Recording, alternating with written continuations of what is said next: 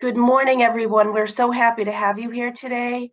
My name is Sue Ellen Brakey, and I'm the Associate Director of the Center for Climate Change, Climate Justice, and Health at the MGH Institute of Health Professions. Along with my colleagues, Dr. Patrice Nicholas, the Director of the Center for Climate Change, Climate Justice, and Health, Dr. Winnie Armand, Associate Director of the Massachusetts General Hospital Center for the Environment and Health, and Dr. Greg Fury, Medical Director for the Climate and Sustainability, Medical Director of Climate and Sustainability, and a member of the Climate Action Council at Brigham and Women's Hospital. We are delighted to welcome you to this year's symposium, Climate Change and Health 2023, Achieving Human and Planetary Health Through Sustainability Action. I also bring greetings from Dr. Paula Milo-Nuzzo, the president of the Institute, Dr. Ken White, the dean of the School of Nursing, and the members of the steering committee for the Center for Climate Change, Climate Justice, and Health. We are so happy to have you here today to engage in what we feel like will be a really thoughtful discussion with incredible speakers who have joined us to share their expertise on this important and pressing issue. We are joined today by a diverse group. You are a diverse group. We have nurses, physicians, public health professionals, pharmacists, social workers, psychologists, physician's assistants, physical therapists, dietitians, educator, and we welcome many students. We have our Doctor of Nursing Practice students from the Institute, as well as our public health pre-licensure students. So welcome, everyone. We are represented there are 17 states represented from across the United States and 6 countries, including Australia, the United Arab Emirates, Spain, Nigeria, Taiwan, and the United States. So a really diverse crowd, and we're happy to have all of you. Before I go any further, I would just like to take a moment to thank some people who have really worked closely with us and really led the planning efforts that have made the symposium successful, and who really deserve the credit for getting us here today.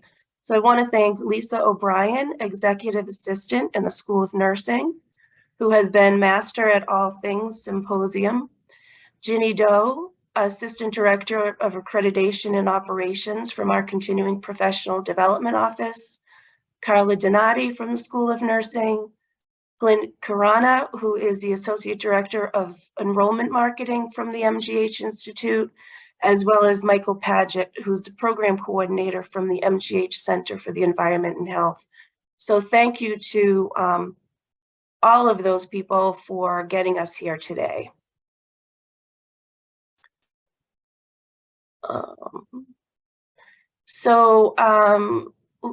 Thank you, Lisa. This is also in your digital lookbook, but just to let you know that we have accreditation for the following professions for today. In terms of disclosures, we have no relevant financial relationships to disclose. But importantly, we want to remind you that if you want CEs, you will need to attend as you are now. There will be a post-evaluation that will be mailed to you that you need to put back in, and you'll get your CE. Please, in order to get credit for being here today for attendance, if you haven't already, update your display name with your first and last name so that we can make sure that we make note of that. So with that, we'll just do a quick overview of the day, what it will look like. Again, you've all received your digital workbook. But just to run through the day, we will start our first speaker. After I run through this with you, I will introduce Dr. Armand and Dr. Fury to give welcome. And then we will have our first speaker, our keynotes, Dr. Carlos Ferron Guzman and Dr. Barbara Sattler, who will talk to us about the impact of climate change on human and planetary health. And then after they talk, we'll have some time for discussion and Q&A. At that time, and while they're speaking, feel free to put your questions in the Q&A box, and we will get to those. We will then take a 15-minute break. We'll come back. We will hear from Dr. Tina Duhaime, Dr. Beth Shank, and Dr. Bruce Bakar about achieving sustainability at the individual, healthcare system, community, and policy levels. And then after we hear from them, you'll have an opportunity to choose a breakout session that you can go into that interests you, either to discuss further individual, healthcare system, or community policy action. And then we will come back and just close out the day and with closing remarks, and we'll go from there. So that is an overview of the day. What I would like to do next is hand over the microphone to Dr. Winnie Armand from the MGH Center for the Environment and Health. Thank you so much, Sue Ellen. Good morning, everyone. On behalf of Massachusetts General Hospital and the Center for the Environment and Health, I welcome you to our center's third annual symposium, this year co-sponsored with our close colleagues at the Institute of Health Professions and Brigham and Women's Hospital. My name is Winnie Armand, as you've heard, and I'm an associate director at the center, as well as a practicing primary care physician at MGH Chelsea Healthcare Center. I'm so excited to spend this Saturday morning with you all, and I'm extremely grateful for your curiosity, your interest, your passion, whatever compelled you to spend part of your weekend here with us. And I really hope that you leave this morning feeling more energized, with a vision and steps for sustainability action in your own lives and communities. And perhaps even leave here today with new connections and new colleagues to support you in that journey. I do want to just take a minute to share with you a little bit about Massachusetts General Hospital and our sustainability path.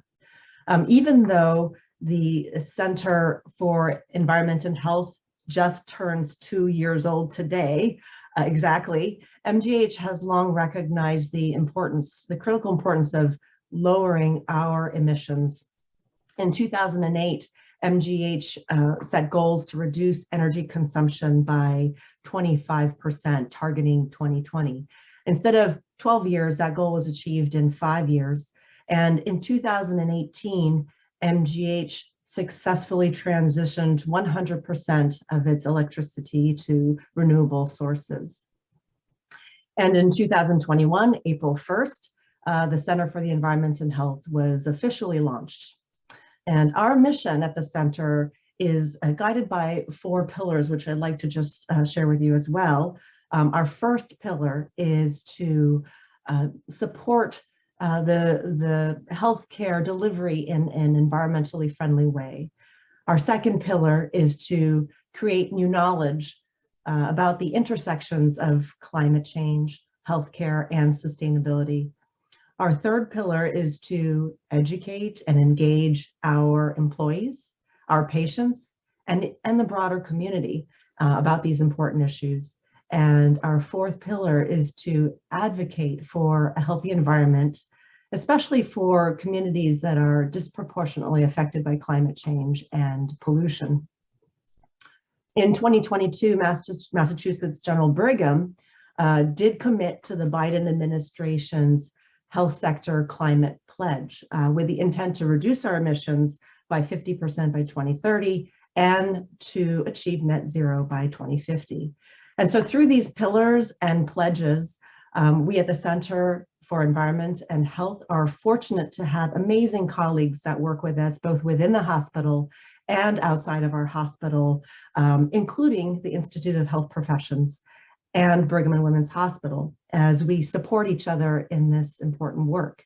And so on that note, I will invite my close colleague, Dr. Greg Fury, to say a few words from the Brigham and Women's Hospital. Thank you. Thank you, Winnie, and thank you, Sue Ellen. And I just want to thank all of you for being here today. It really is, I think, a special program that we put together, and it's wonderful to see so many people are interested in spending their Saturday morning with us, engaging in what we think is really kind of critical work. I think we are all excited by the kind of groundswell of enthusiasm that there is around this topic recently.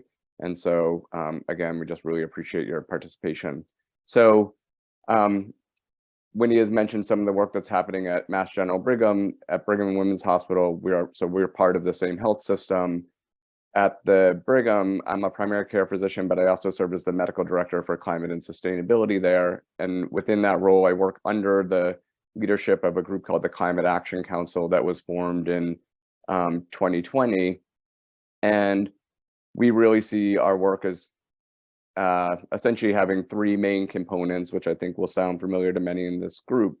One is really trying to prepare health professionals to address current and emerging threats from climate change. And a lot of that is focused on education within our own institution, but increasingly working with other academic institutions across the country to develop resources for health, for medical schools and residency training programs, as well as other health professional programs. The other is really doing what we can to reduce the environmental impact of our own operations. And I think Winnie has captured a lot of the work that's happened at MGB. A lot of the work to really reduce our emissions from our energy has happened kind of across the system. And so we've been part of that as well and had made significant progress in really addressing that impact of our emissions. The third bucket is really just advocacy. Similarly, I think to others in the call in the group here, we really see our role as health professionals as influencing climate policy and making sure that we are drawing attention to the really profound health impacts of climate change. So we're glad that you all are here today to participate in that with us. We hope that you leave here invigorated and enthusiastic to continue doing this work. We certainly know that we need as many people involved and engaged as possible. So with that, I will turn it back over to Winnie to introduce the next part of our program. Thank you. I'm truly honored to introduce to you today our two keynote speakers, who are recognized for their impactful work both on a national as well as a global level. Dr. Carlos Fayron Guzman is an associate professor of global health at the University of Maryland, Baltimore Graduate School. He is also the director of the Centro Interamericano para la Salud Global in Costa Rica and acts as the associate director of the Planetary Health Alliance at the Harvard T.H. Chan School of Public Health. Dr. Fayron Guzman follows a framework of equity and human rights as guiding principles and firmly believes in progress in health through community empowerment, action, research, and participatory education. Dr. Fayron Guzman holds adjunct positions at the School of Medicine, Universidad de Costa Rica, the School of Professional Studies, Northwestern University, and the Universidad Oberta de Catalunya. Dr. Barbara Sattler is a professor emeritus at the University of San Francisco and an international leader in environmental health and nursing. She is a founding board member of the Alliance of Nurses for Healthy Environments, ANHE, and also a founding member of California Nurses for Environmental Health and Justice. She has been an advisor to the US EPA's Office of Child and Health Protection and the National Library of Medicine for informational needs of health professionals on environmental health. For over 20 years, she directed the Environmental Health Education Center at the University of Maryland, where she was a principal investigator on a host of grants from federal funding sources. In her home state of California, Dr. Sattler is currently working with broad-based coalitions on climate change, oil drilling, and on farm worker health and safety issues. Dr. Sattler is a registered nurse with an MPH and a DRPH from the Johns Hopkins School of Public Health. She is also a fellow of the American Academy of Nursing. Welcome, Drs. Byron Guzman and Sattler. Thank you, and a pleasure to be here this morning, afternoon, and evening, wherever you might be. I have the role to kick this off and provide let's say, a macro lens into the issues of planetary health and climate change. So what I will do for the next 21, 22 minutes is try to provide that a broad 40,000 feet view of what we mean by planetary health. So trying to introduce some concepts in order to do that effectively. I want to thank again the organizers for inviting us to participate in this important conversation today. And I want to thank all the attendees as well for making this such a great space. I see a lot of people connected. I didn't expect so much people, but anyway, I'll try to do my best here. I'm going to start my timer so I'm not doing more time than I should. Just 1 second. I had this programmed and now I don't. Here we go. Alrighty, I'm going to share my screen, and the name of this short introduction to the planetary health concept is Planetary Health, Health in the Anthropocene, and I'm mostly speaking from my role as the Associate Director of the Planetary Health Alliance, and if we have time, I'll speak to you a little bit more about the Planetary Health Alliance based at the T.H. Chan School of Public Health, but for now, I kind of want to just focus on the concepts of planetary health, as I think that is more relevant. Now, usually when we're talking about climate change or planetary health, it is rarely expected that I start with some good news. And part of what I want to show you with this graph from our world in data is that despite the noise, despite the fact that kind of on our Twitter handles and our CNN headlines or Fox News, wherever you get your dose of daily news, things seem to be getting worse and worse every day. And I'm sorry there for my tongue twister. I must say I'm a Spanish native speaker. I'm calling in from Costa Rica, so I do sometimes make up words that are Spanglish words. So just excuse me in advance if that ever happens. So what I was saying here is that if we look at the history of, let's say, societies in the last 200 years, and you might not see it here, but the scale here is the 1800s, and let's call this today, and it's the same for all graphs. There is some things that we have deemed important, like poverty and literacy and access to life-saving health technologies, in which there has been clear progress, right? And let me just make my pen thicker here. You can see basic education, you can see literacy on the rise, you can see access to life-saving technologies on the rise, and you can see adverse consequences of the lack of access to some of those life-saving technologies on the decrease, right? And we might choose here child mortality, maternal mortality, among many others. In summary, what I want to tell you is it seems that we have made some progress on some of the things that we deem progress should have been made, right? And this is, right, these things, this thing that we call progress, right, has been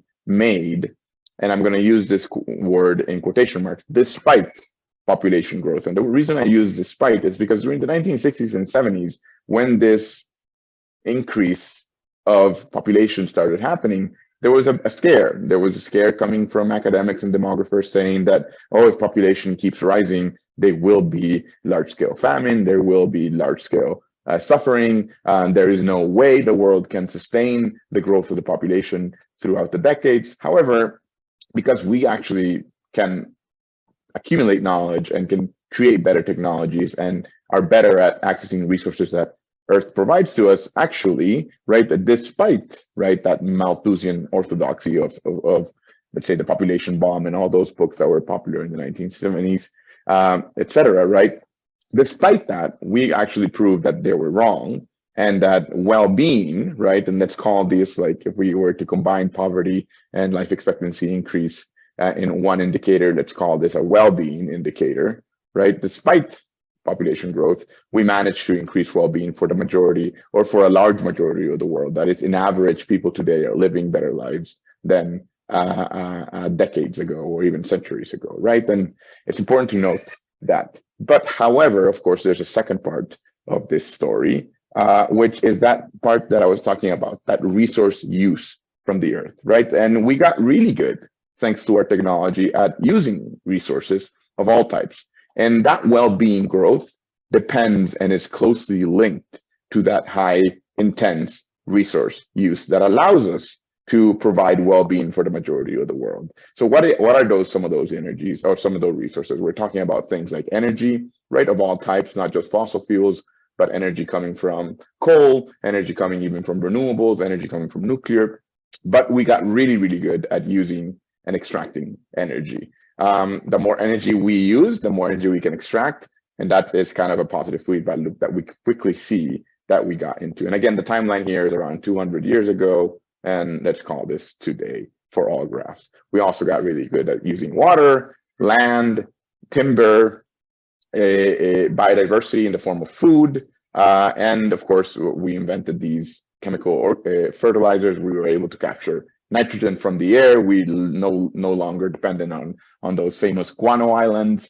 And now we were able to feed 8 billion people thanks to this increasing technology. However, right, and there's a big however, right, the intensity by which we are using these resources now is shaping Earth's natural systems, right? Those very natural systems that sustain human well-being, those same natural systems that were responsible for that increase in well-being, in addition to better social policy, human rights, right? These things are closely interlinked to global progress, to a point, right, that extraction of resources happened to a point that now we're seeing the consequences of that in those changes of Earth's natural systems in the form of, and these are just 5 examples, right? But they are coming in the form of water shortages, freshwater shortage, our oceans that are changing its chemical composition, right? They're becoming more acidic thanks to the high increase of CO2 in the atmosphere, but they're also becoming more warm. They're also becoming more contaminated, more full of sediments, right? We have changed CO2 emissions. And then I think right now we're around 420 parts per million, and this keeps increasing rapidly. And that has had consequences in our climatic stability to a point that we now are calling this phenomenon climate change or global warming, right? In which there's a clear increase on the temperature from pre-industrial times. And then the other major consequence that's happening is that we're losing biodiversity quite quickly. And we depend in the biodiversity around us, not just for our food, but also for our pollinators, but also because the ecosystems require this careful balance of a healthy amount of biodiversity that keeps every other species healthy as well, right? So that interlinked web of biodiversity is something that we're losing, and we must really, really call for attention. So again, the full story goes, right? Yes, we've made some progress. Yes, we've made some progress despite population growth, but we actually got some good at extracting those resources on which that progress depended on, that we're now risking the very elements or the very systems that we had good progress made out of, right? And we must really put this into context, because when we look at the history of the Earth, and again, this is a timeline of the history of the Earth, I want to note that the scales change in this timeline because these eras are blown up here, and then these periods that are parts of the era are blown up here. So just the scale changes, right? We're talking about the history of the Earth, 4.5 billion or 4,500 years old, around 1 billion years after Earth was created, quote unquote. We had the kind of the first emergence of prokaryotic unicellular lives that eventually got more complex. Eventually that turned into dinosaurs. Eventually a big asteroid came, in good theory, it wiped out the dinosaurs. Then came the era of the big mammals. All that happened through millions and millions of years. Us humans, Homo sapiens, right, our species has been roaming the Earth around 250,000 years, give or take, depending on where you read it.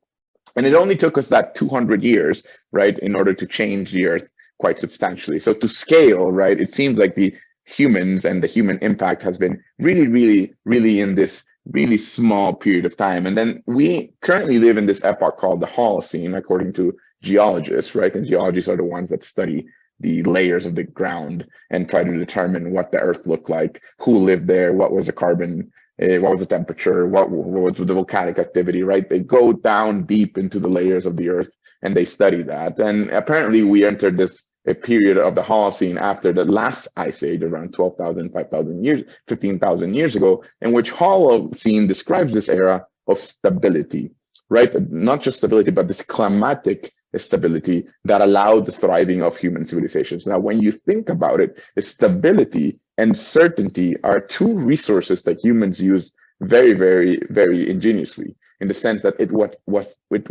what allowed them to develop agriculture through that period of 9,000 years, current era, before current era, and 3,500 years before current era, in which in that period that people call the agricultural revolution. I mean, we're talking about a 6,000 year period. It doesn't seem like a revolution to me, but in that period, right, is where, thanks to that climatic stability, humans were able to develop the necessary knowledge to develop agriculture. And that was what put us in the path on where we are today, right? That was the lockstep. Once agriculture became the dominant way, we were able to do division of labor and complex societies, and eventually this is how we got here today. And that happened in this period of the Holocene. However, and this is why I'm deviating so much into this topic, is that, however, right, it seems that geologists are now debating, are we leaving the Holocene? Has this era or this epoch of stability now ended? Have humans altered Earth's natural systems to a point that we're entering a new era, right? And this is what geologists call the Anthropocene, right? And Anthropocene is two words, right? Anthropo meaning humans, right? And scene meaning epoch, age. So literally the Anthropocene is the age of humans. And it describes this moment in the Earth's history in which one species, right? One species out of around 9 million species is now the primary determinant of change in Earth's natural systems. Now think about that, right? Never in the history of Earth, right, has there been one species that has determined the change of Earth's natural systems.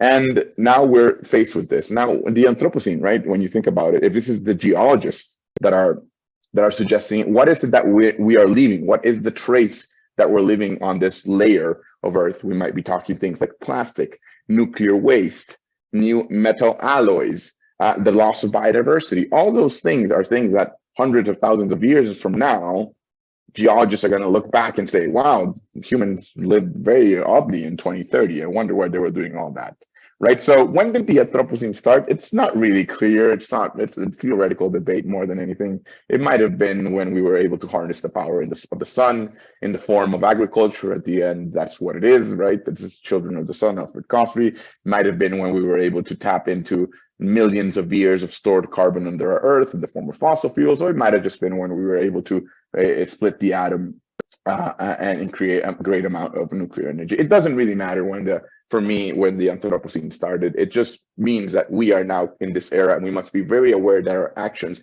are having severe consequences, not just in ourselves, but in generations to come, and all the other species that live in this Earth with us.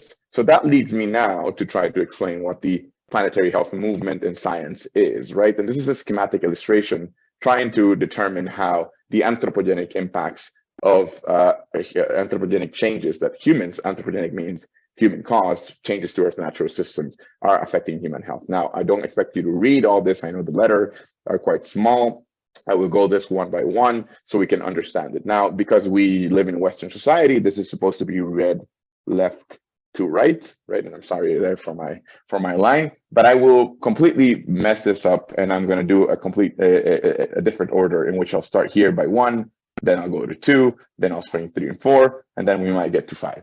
Okay, so let's start with 1 so you can understand what I'm saying, right? So again, this is a graph that tries to explain how anthropogenic changes to Earth's natural systems are affecting human health. And I'm going to start with number 1. Now, the first premise of planetary health, right, is that these different elements of change in Earth's natural systems, I'm going to call them anthropogenic changes to Earth's natural systems, right, are all happening together and are all happening simultaneously, and are all happening in a way that they're feeding positively off each other. Now, positively not in like, oh, this is good for humans. This is positive feedback loops that are reinforcing each other, right? And things like pollution, right? Pollution of all forms, chemical, organic, non-organic, metals, heavy metals, plastics, all that, right? That is a global environmental crisis. So is the crisis of biodiversity loss, where people are saying, well, we're going through the sixth mass extinction. The rate at which biodiversity is being lost is quite substantially quicker than one would expect if there were no human intervention.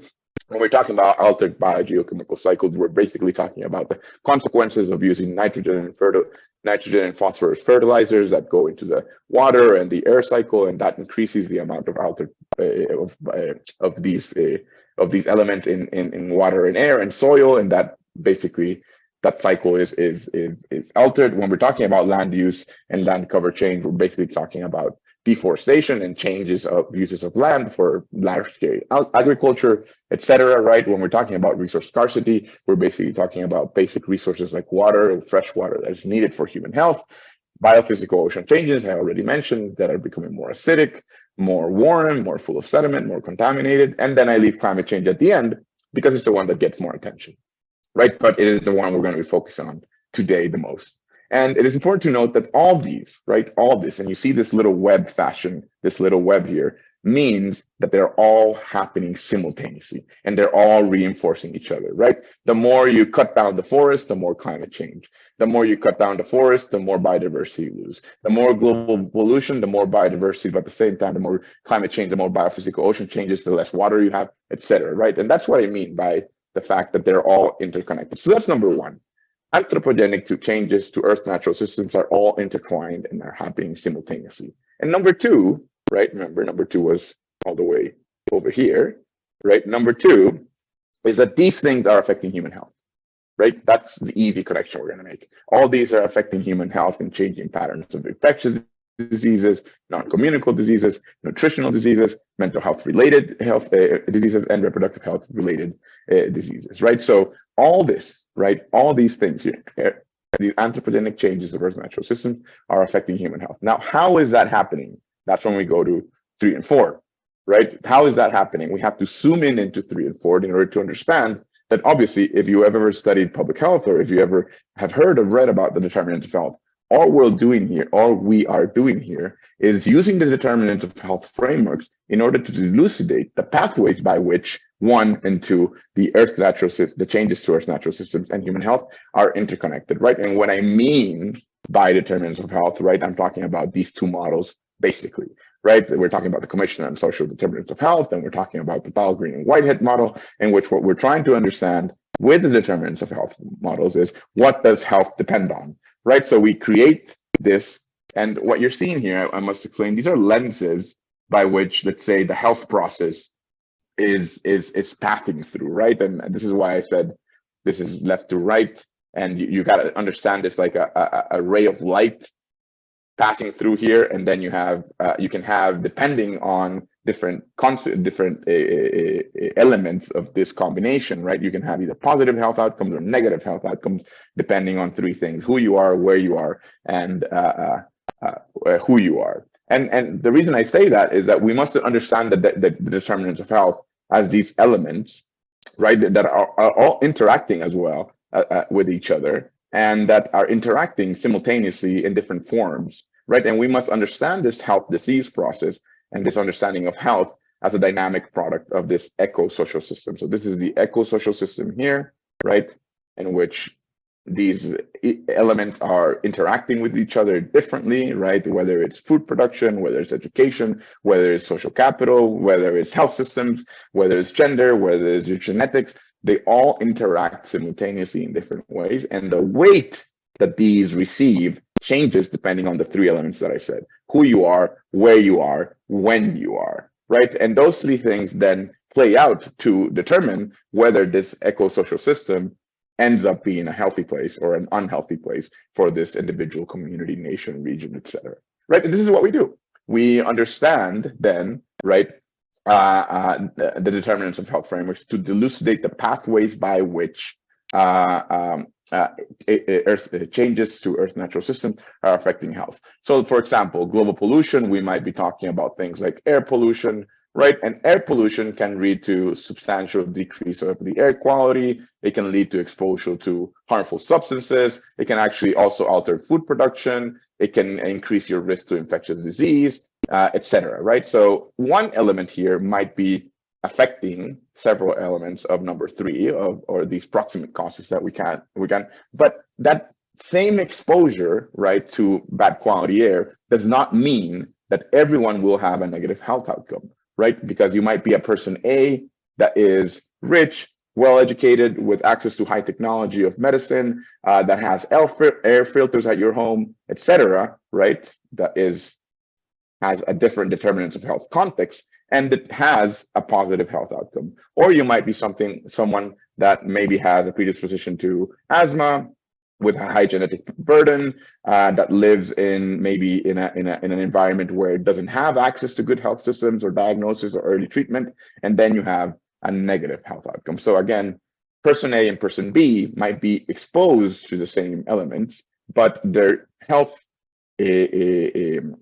a consequence, right? The health outcome is completely different, right? So this is why we use these models in order to understand it. And this graph tries to explain that, right? This graph tries to explain how equity plays a role or inequities play a role in different health outcomes in different populations. Now here, what we do in this graph is we map the degree of environmental change in the x-axis, right? And then we say in different populations according to their power structure, right? Either gain or lose health. Now by power, I mean this combination of elements that are meaning things like access to technology, access to political voice, access to economic resources, right? And when we read about power in a lot of places, it's a very unidimensional understanding of power, right? We're talking about either people living in high-income countries, low-income countries, in developed regions, industrialized, or are these people marginalized? Are these people included? Is it from the West or rest? Some of these terms, of course, are now inappropriate, like first world, third world, etc. But we must understand that power is actually a multidimensional concept that includes all of these things, right? So when we look at populations within power, and within even one nation, there might be many different categories of power, right? However, when we see these global studies, they're very unidimensional. I think we need to start thinking very multidimensional, right? In a very dimensional way. So if you have the population with more power, paradoxically, right? And this is what we call the ecological paradox, paradoxically, populations with more power, despite us living through some degree of environmental change, are still seeing increases in their well-being. While, in the other hand, populations with less power, right? Think of the populations of that are suffering from flooding, or that suffered from flooding, severe flooding last year in Pakistan, Bangladesh. Think of the people that are migrating due to droughts. Think of the people that are being displaced due to different climatic conditions, etc. Right? All those populations that have less power are already seeing a decline in their well-being. So today we have this growing health inequity due to these power structures that we must really address. In the future, if all of this continues and we do not stop this degree of environmental change, obviously tipping points will be reached, and we can talk more about tipping points. And all populations around the world will start seeing a decrease in their well-being. I'll stop here because my phone already did the noise, 21 minutes. Just to show you, right, when we talk about planetary health education, I know a lot of you might be educators, right? This is what we're referring to. We're referring to an area of study, right, that not just understands how the Anthropocene and health are connected, but also how we apply an equity and social justice lens, how we apply a system thinking and complexity lens, and how we look for solutions through movement building and systems change, all right centered in the concept of interconnection within nature. That is, that we need to reevaluate our relationship with nature or within nature, right? Because we are part of nature, and this is why we emphasize within, right? So this is what we mean by when we're talking about planetary health education, and this all needs to be informed by local relevance, right? Local learning priorities, local socio-economic culture income. So that local relevance is what adds that extra layer of let's say, power to the learning process. So I'll stop there. I'm already 1 minute over, but I appreciate again the invitation. My email is here if someone wants to follow up, and I look forward to more Q&A. I'm sorry I rushed this. I know that was quick, but it was only a couple of 22 minutes that I had. So thank you again. And Dr. Sattler, I now pass it on to you. Thank you so much. That was fantastic. And I just am so appreciative of being able to join you all today. I'm going to pull up my slides, and here we go. Are people able to see my slides? Yeah, so thank you.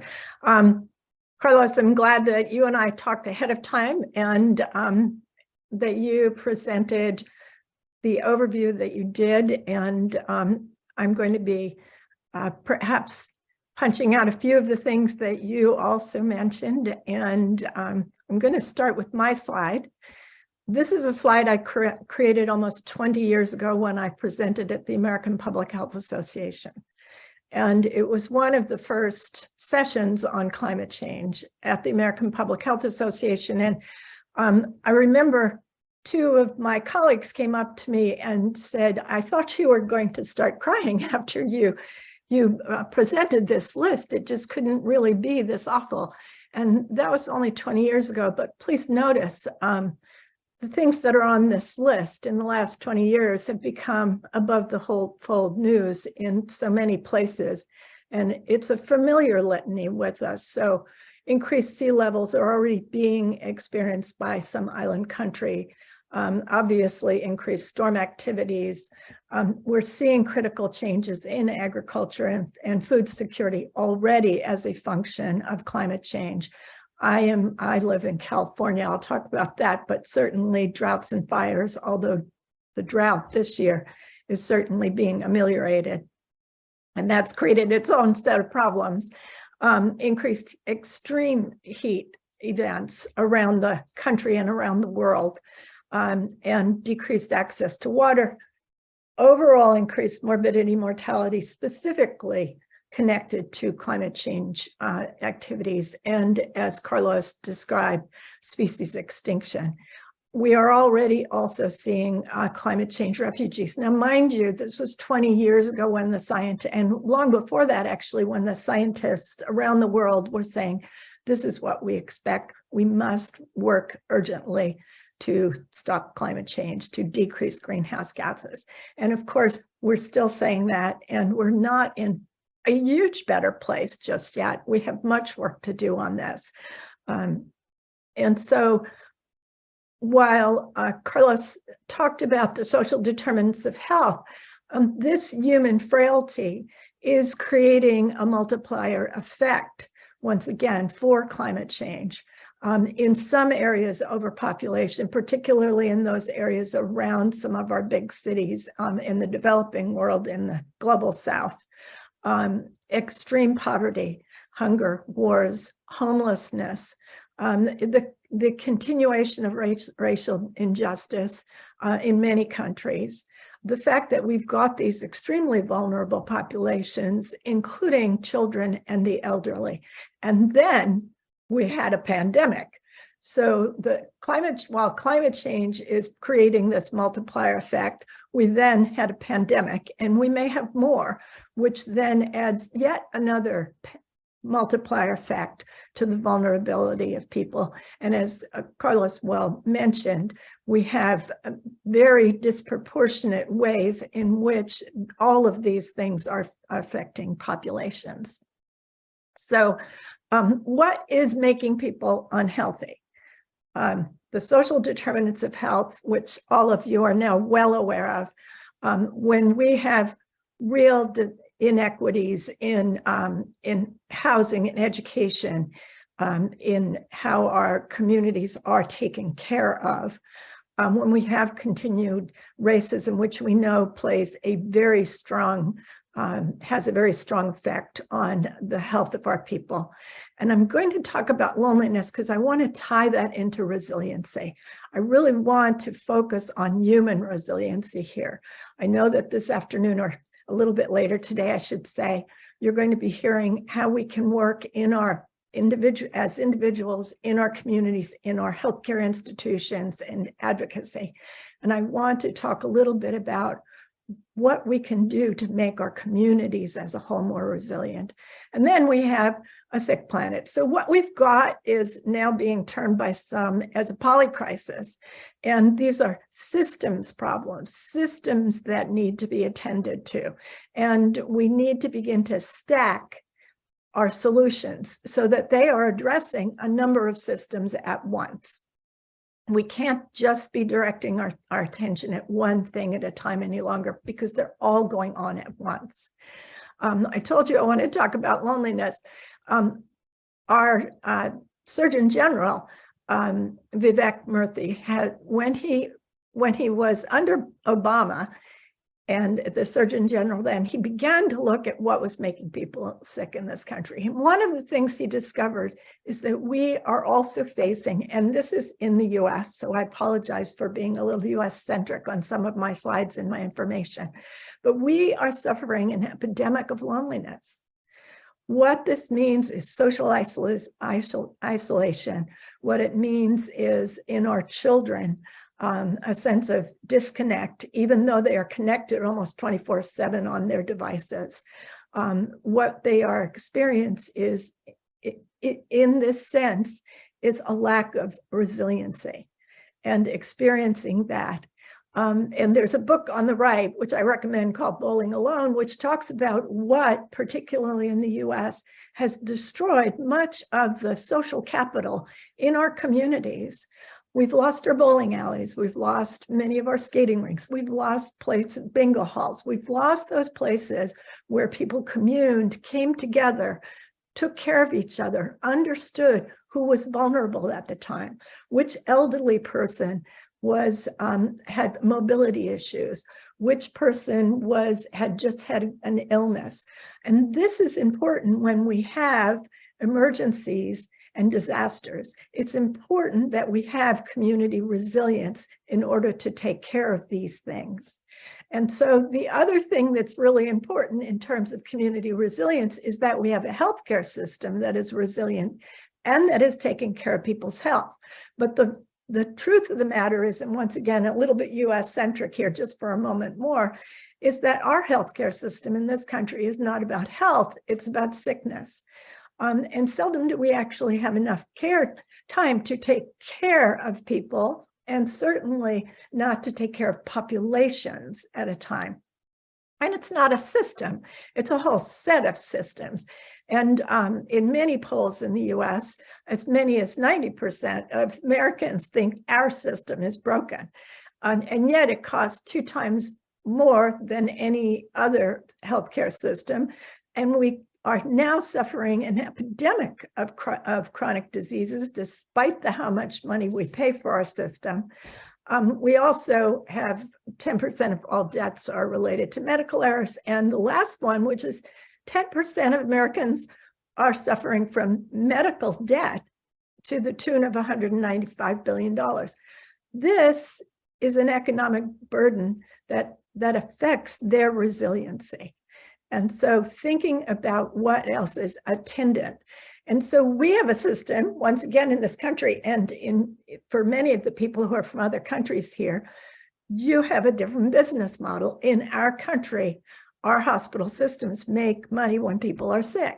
And so if people are healthy, they don't make money. So there isn't a real incentive in many instances for our healthcare system to keep people healthy. It's an odd model, but it's ours and it needs fixing.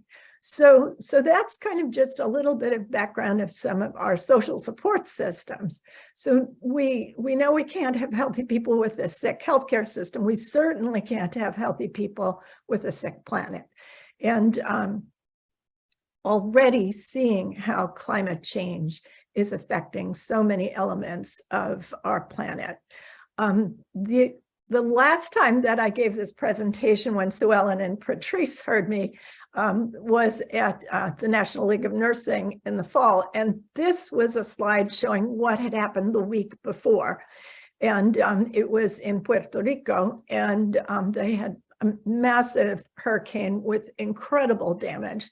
And that was just a week or two before I had given my talk there. And this is a slide from 2 weeks ago here in California. And the one on top, the two on top, are a small town called Pájaro, which some of you may have seen in the news in the US. And this is a town, primarily Latino population, a substantially farm worker population. And the top right is the levee that broke.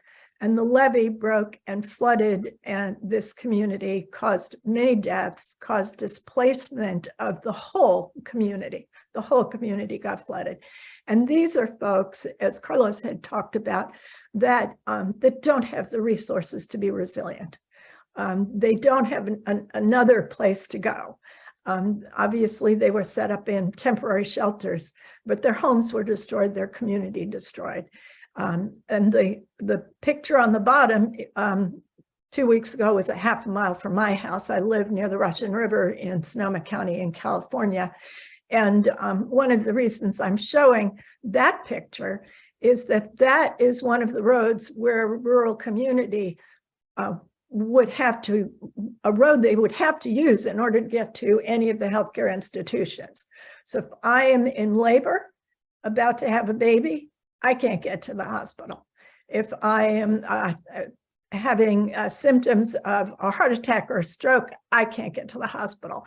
And so our emergency services, our helicopters become overwhelmed when we have these kinds of situations. And these are happening over and over again in our communities. And so we need to be building duplication. But what we are seeing right now in rural America is closure of hospitals. So people are having to go even further to get their health care. And when they have situations like this, it can have devastating effects if we don't build more resilience into our various systems and our emergency systems.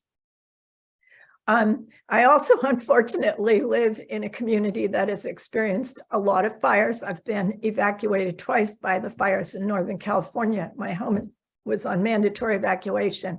And the center picture on the top was when they completely evacuated 2 hospitals, including the one that I'm associated with, which was a Kaiser hospital.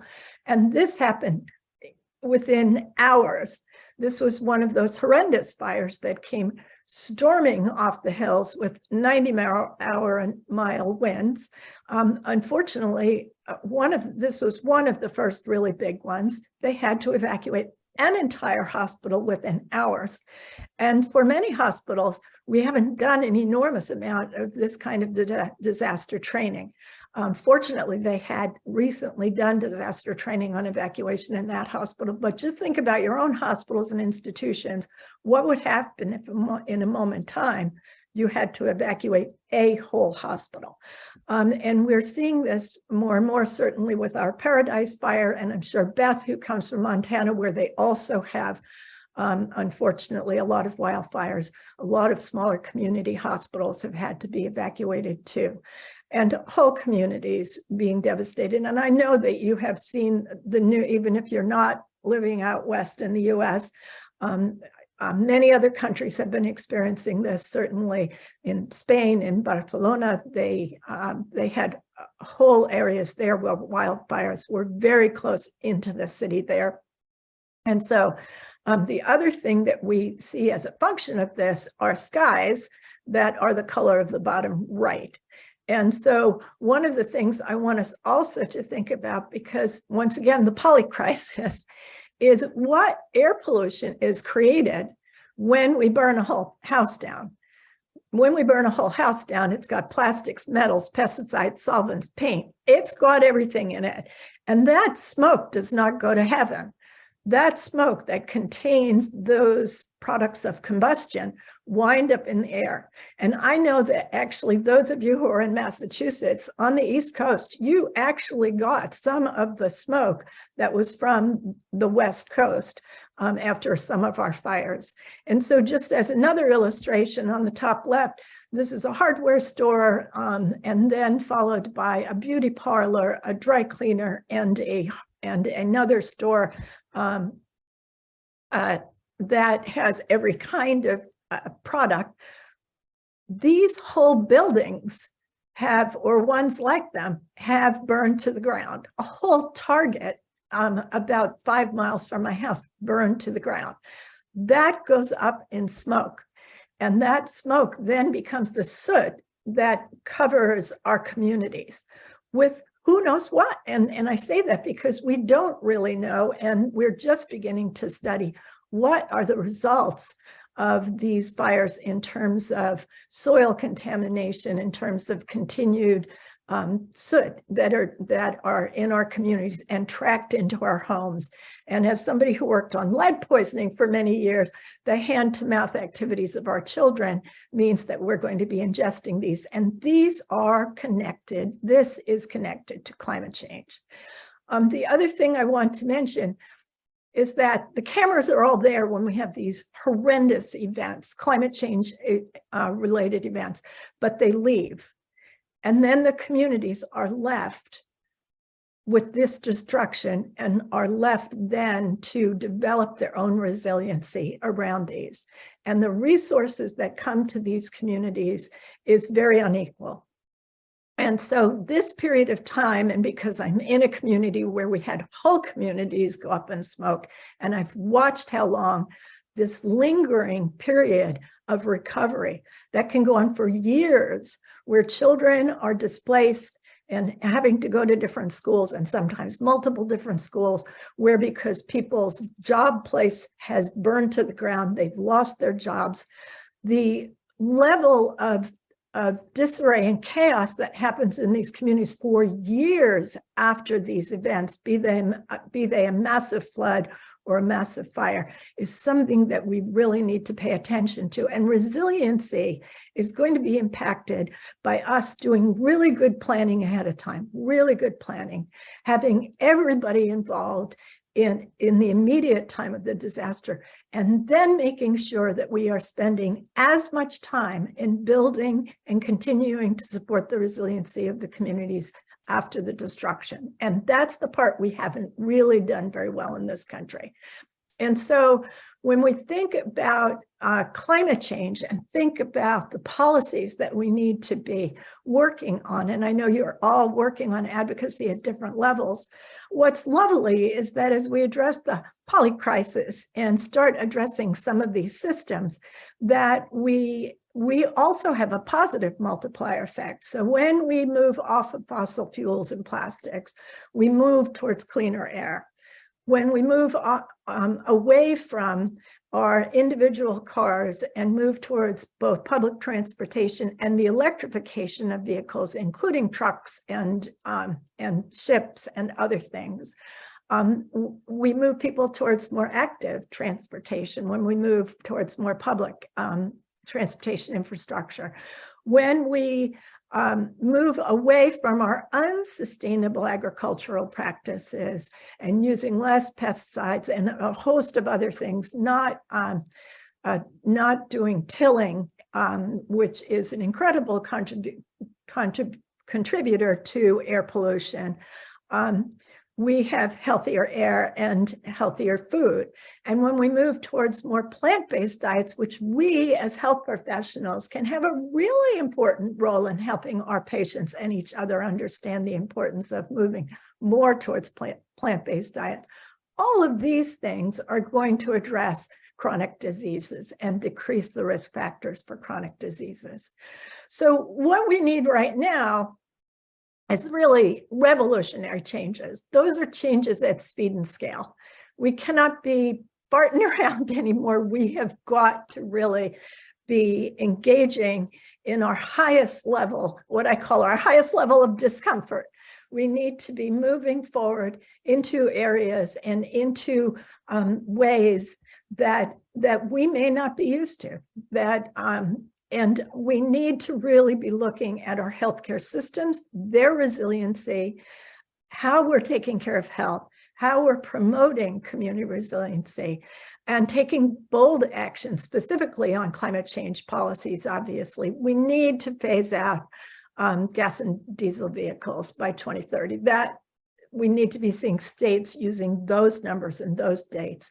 And we need to divest our healthcare institutions investment funds from fossil fuels. It is obscene that some of our large health systems are still invested, have their investment funds in fossil fuels.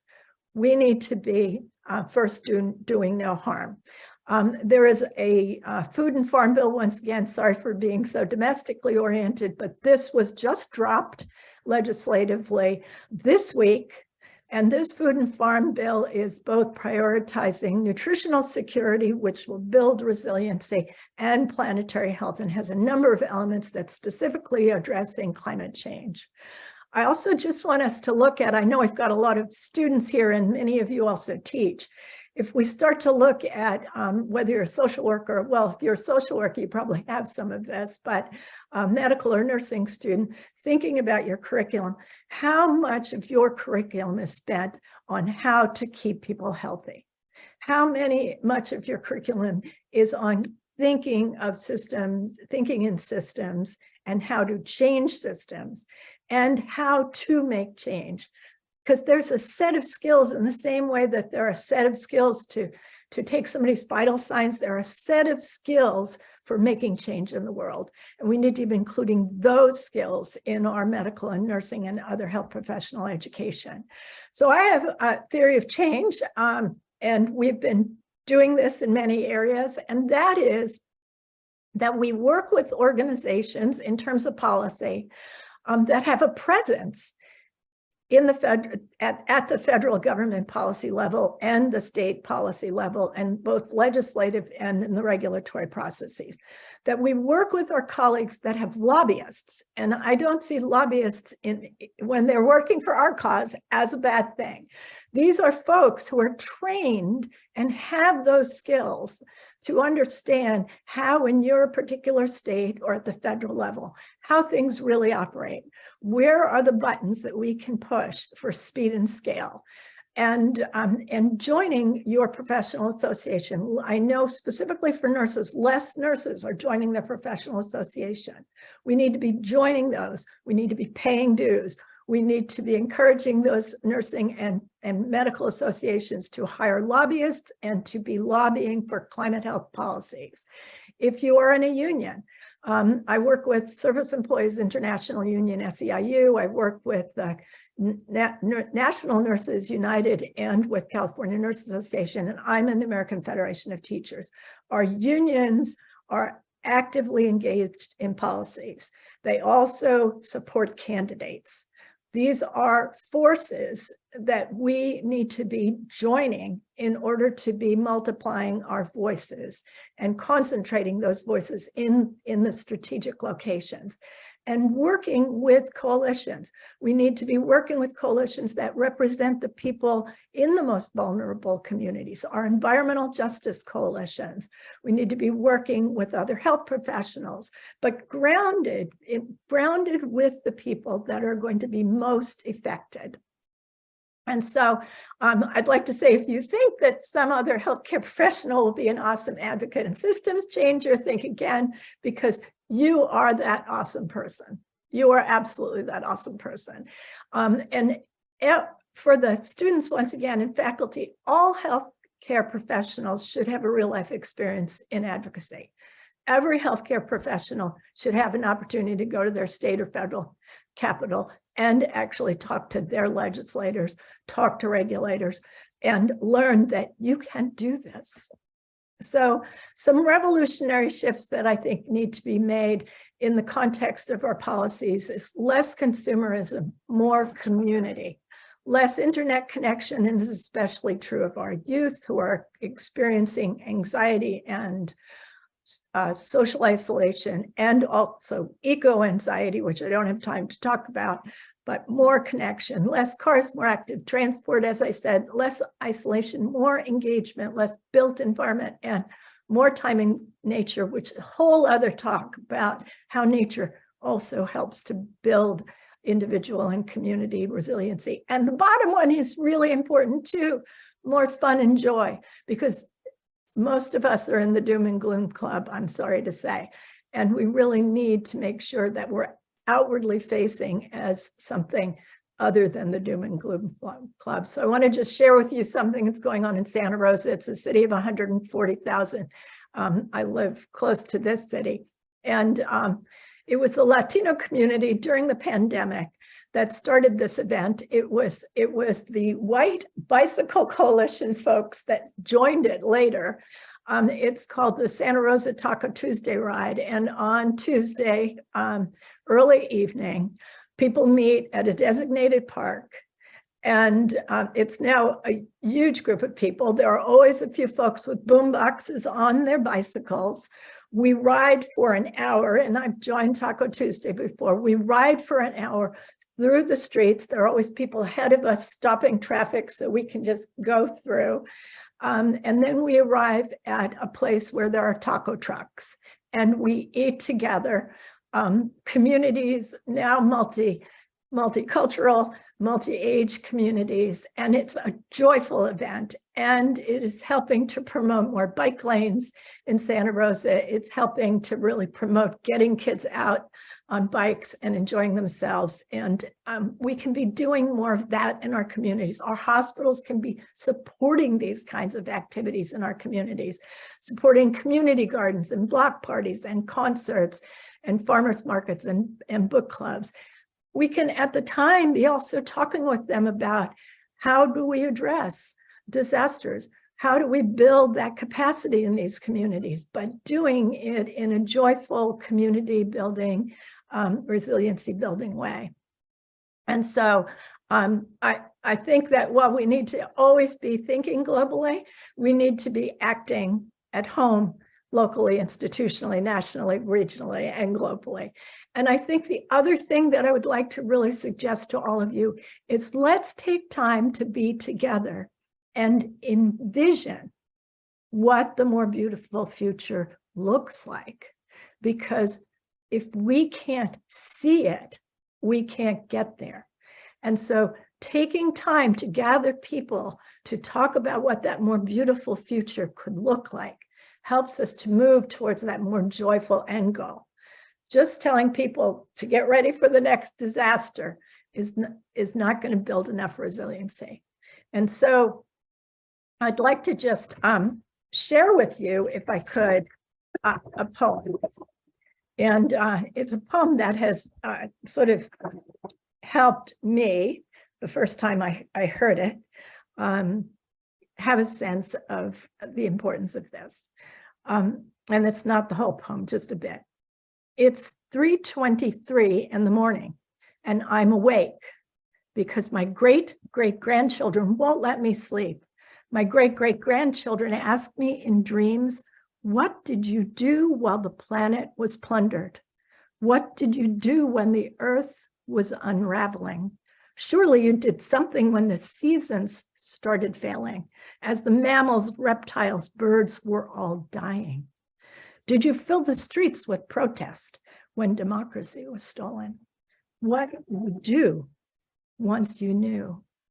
What did you do once you knew? I'm with you. Thank you so much for having me.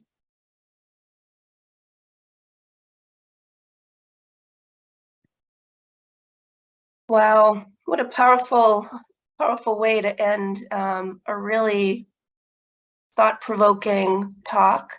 So I want to thank both Carlos and Barbara. That was wonderful. Just a few comments I wanted to make before we've got some good questions in the chat. You know, I've been doing this for a while, and Carlos, when you said that humans are the primary determinant of natural systems change, that just really stuck with me in a way that I've just never thought of it that way before. And it's powerful, and it leaves me a bit speechless, actually. And I want to thank you for that overview you provided of planetary health. And Barbara, you did a wonderful job. And I just want to also say thank you for acknowledging the students in the room. They have, in addition to our health providers, our current clinicians, you know, the future is really in their hands. in terms of educating people, and as you say, advocating as well for change, and for change for those communities that are really most at risk. So thank you both. We've got some questions in the chat. The first question: healthy people on a sick planet is a powerful thought. With the concepts of mitigation, adaptation, and resilience, as healthcare providers, we need to focus on education of patients, families, communities, and populations through adaptation to climate change. But we really need to be focusing on mitigation efforts. Your thoughts? And that can be for both of you. I'll start and just give a quick answer here. I think mitigation is a vital step towards fighting climate change.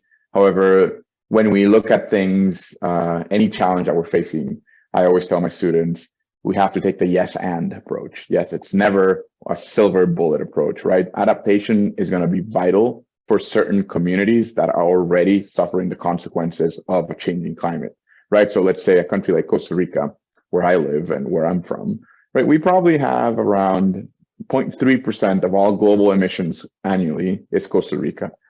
One politician said, oh, mitigation is going to be the key here.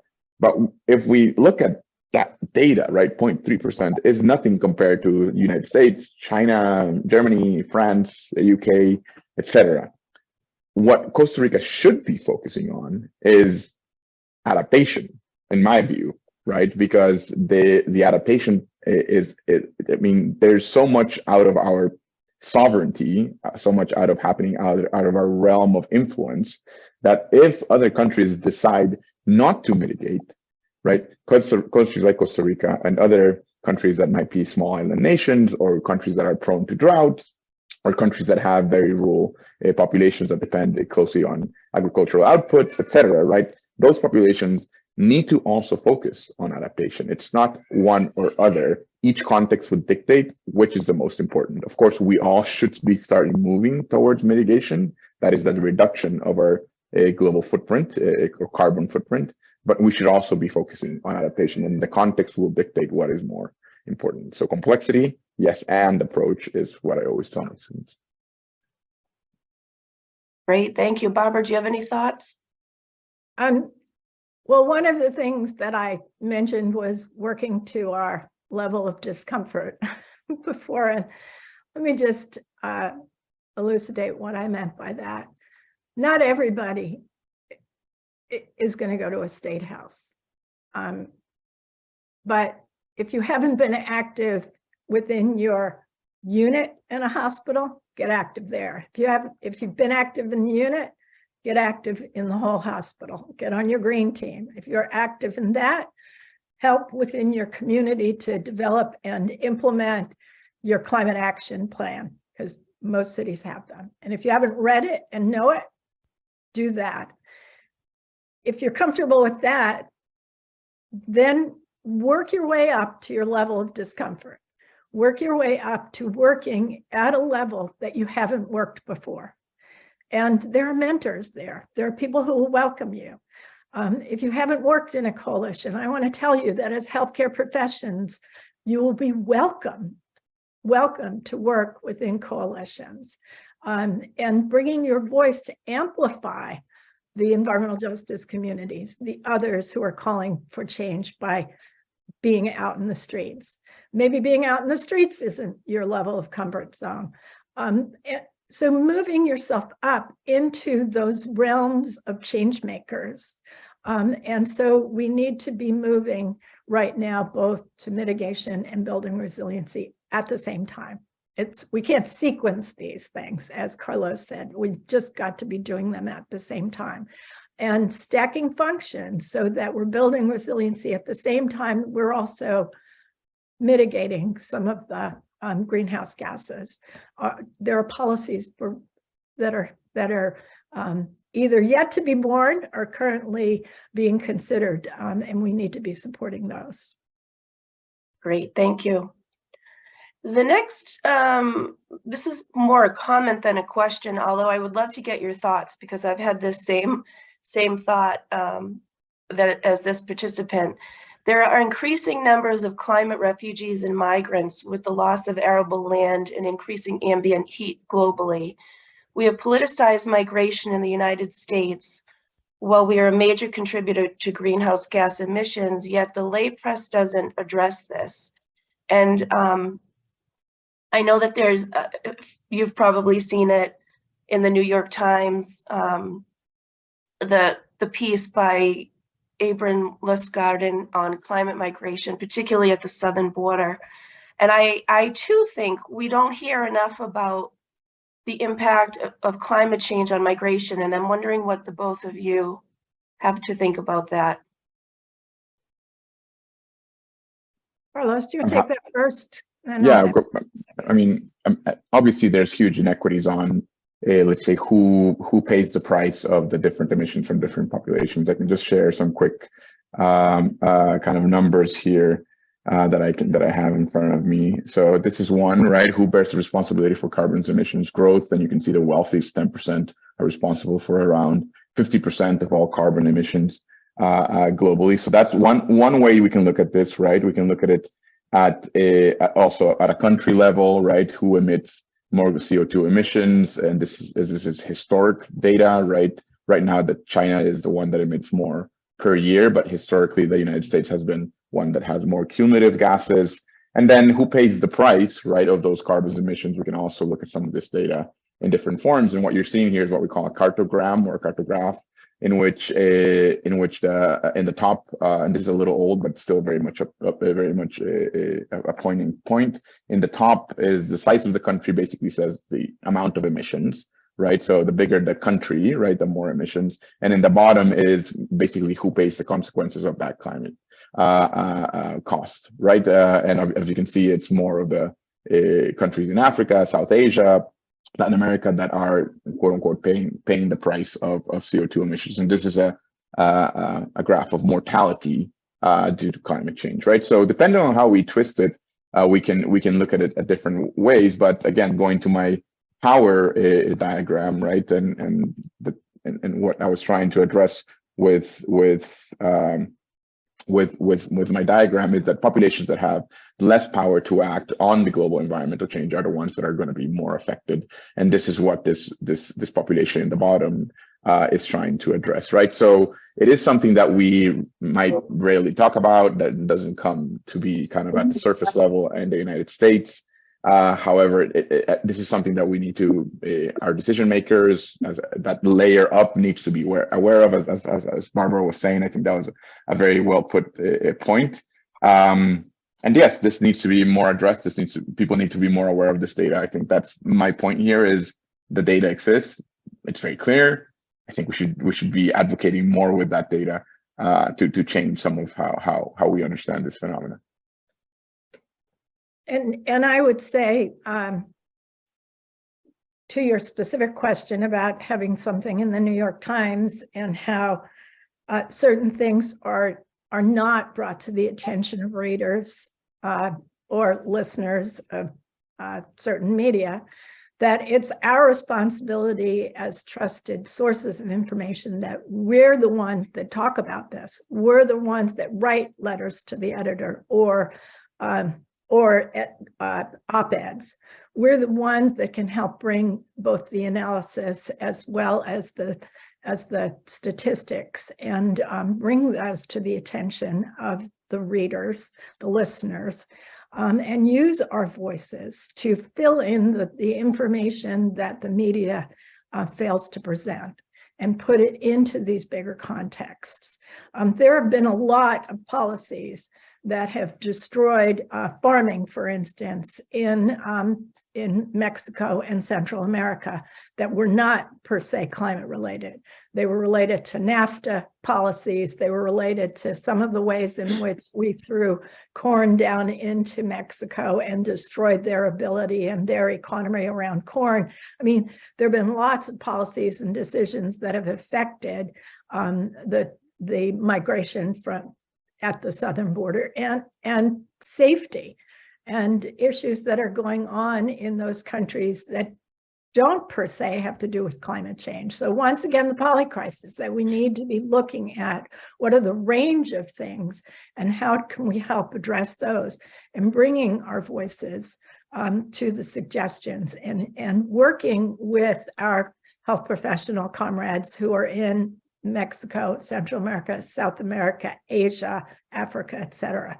Really developing our capacity as health professionals to be speaking much more loudly and much more clearly.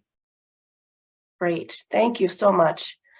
Can you address the loss of important nutrients globally related to climate change, loss of protein, zinc, iron in foods, and what the impacts will be? I have a, go ahead, please. No, Go no, ahead. you've got a No, slide. please. Go I have a ahead. slide. I came prepared, and it's good that I was able to see these. And this is what the question is addressing, right? And I mean, we learned this in biology in school, right? Plants use CO2 to grow, plus sun, plus nutrients in the soil, right? So it seemed, and some people are still kicking this ball and saying that, oh, more CO2 will be more plants, right? And the greening, right? The greening effect that people call the global greening effect. But it just happens to be that the plants that we use for our staples, right? Things like maize, wheat, rice, these are the majority of calories that people are consuming around the world. When experiments have been done in regards to what do these plants produce, yield-wise and micronutrient-wise around the world, and this is a work that the director of the Planetary Health Alliance, Dr. Sam Myers, some of you might have read his work, is pioneering, in which it's becoming clearer and clearer that the quality of the micronutrients decreases, right? And it actually puts in risk the people around the world, right? And people can be pushed into anemia, pushed into zinc deficiency, with all the consequences to your immune system, to the exposure to infectious diseases, etc. So this is something that we must address, and this is something that maybe 20, 25 years people didn't know was a consequence of growing CO2, greenhouse gases in the environment. So this is part of, again, going to my graph in Planetary Health, how anthropogenic changes to our natural systems are affecting human health, and how we elucidate that. How do we find the pathways, right? This is a perfect example of planetary health science helping us understand how some of the changes that we're creating will affect people's health. And there's a number here that kind of gives you the scale of the catastrophe that might happen. Yeah, and I'd like to add to that, because I come from a highly agricultural state in the United States, and to just speak to the unsustainable way in which we have been doing agriculture. And its impacts are not just on nutrition, but also on climate change, obviously. And we have been doing large-scale monoculture in a way that has been exhausting, extractive agriculture that has been exhausting our soils, and exhausting to the point now that arable land and the amount of soil on Earth is depleting and depleting and depleting to a point where we actually may not have enough soil to be growing the plants for food globally that we need. And so it's the whole agricultural system that we've been doing, this modern, more industrial model agriculture is making our plants not have as much nutrient density as it did. And we know how we can shift that. And I'm going to mention the Food and Farm Bill again, because there are some elements there that are really important. We can decide what we want to incentivize through subsidies and what we want to disincentivize in terms of how we want to farm. You cannot have healthy food without healthy soil. How we're going to protect healthy soils here. And by the way, the Food and Farm Bill has a big component about global food security as well. So it's not merely domestic food security. So it's really looking at how can we make sure that the the world continues to have, and in fact, more food than it currently has, because there are so many people who go to bed hungry around the world today. So it's, and I'm going to put in a shameless plug right now, Sue Ellen, which is that in May, I'm going to be doing a 1.5-day program on a farm in New Hampshire that is just about food and agriculture. I welcome, maybe I'll put the registration, I welcome folks to consider coming to that, where we're going to really spend time talking about what do people eat? Is it making them healthy or not? What are our roles as health professionals in talking a little bit more about plant-based diet and understanding where our food comes from and understand the use of fossil fuels derived chemical inputs into our agriculture and how that's contributing in terms of the life cycle of plants and agriculture to climate change. And I think that it's something that we all as health professionals should have some modicum of understanding of the implications for how we decide what we're going to grow and eat and who makes that decision and in what communities we're being influenced about what we're going to eat in terms of communities having only fast food options. And, you know, the multiplier kind of effect of what goes on with food policies is significant and has implications for human health and planetary health, both at the same time. I hope that wasn't too rambling. No, it was great. I think you two were very complimentary in your answer, so I appreciate that. I'm going in order of questions, so I want to, I'm jumping around a little bit, but this is actually a question building off what something you had said that you said you didn't have time to address, and that is the participant says, thank you for addressing the impacts on children and resiliency. Comments on solastalgia and eco-anxiety and broad mental health impacts such as PTSD, substance use disorder, etc. So I'd love to hear from both of you on that. I'd like to start with that, if that's okay with Carlos. Please. So in California, we're a big oil state. Most people don't know that, but we're a big oil state. And one of the things that we're working on is something called just transition. As we move away from the sectors that are most contributing to greenhouse gases, like the fossil fuel sector, what happens in those communities? And we now have a history and examples, which is the coal country in the United States. So those coal producing states where coal has now significantly diminished because we discovered natural gas, those coal country communities have imploded. It's no surprise that Kentucky has one of the highest rates of opioid abuse. It's no surprise that those communities have got tragic mental health issues, and because their tax base has decreased, they have even less social service, mental health services, health services. And so in terms of eco-anxiety, we know through a study that was done, I believe, just a year ago, that globally our youth are experiencing debilitating anxiety around climate change. Debilitating, meaning that every day some of our youth are so concerned about climate change and their future that they aren't able to flourish.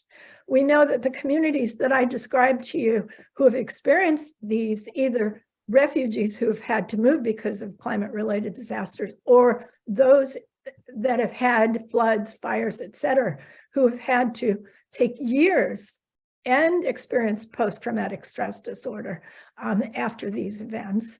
And at the same time, our mental health services are in the toilet.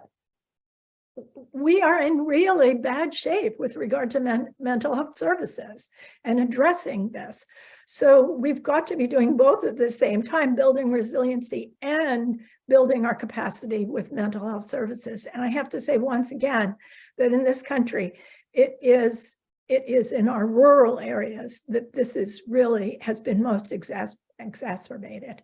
that is where these services have been closing and diminishing. And the way we're aggregating healthcare systems, when they buy lots of different hospitals, the rural ones don't make very much money. And those are the first for them to just close. And so this is happening all over the country. So health service and mental health services, combined with the fact that we've got so many more things that are affecting our children and our people's mental health, the pandemic multiplier effect.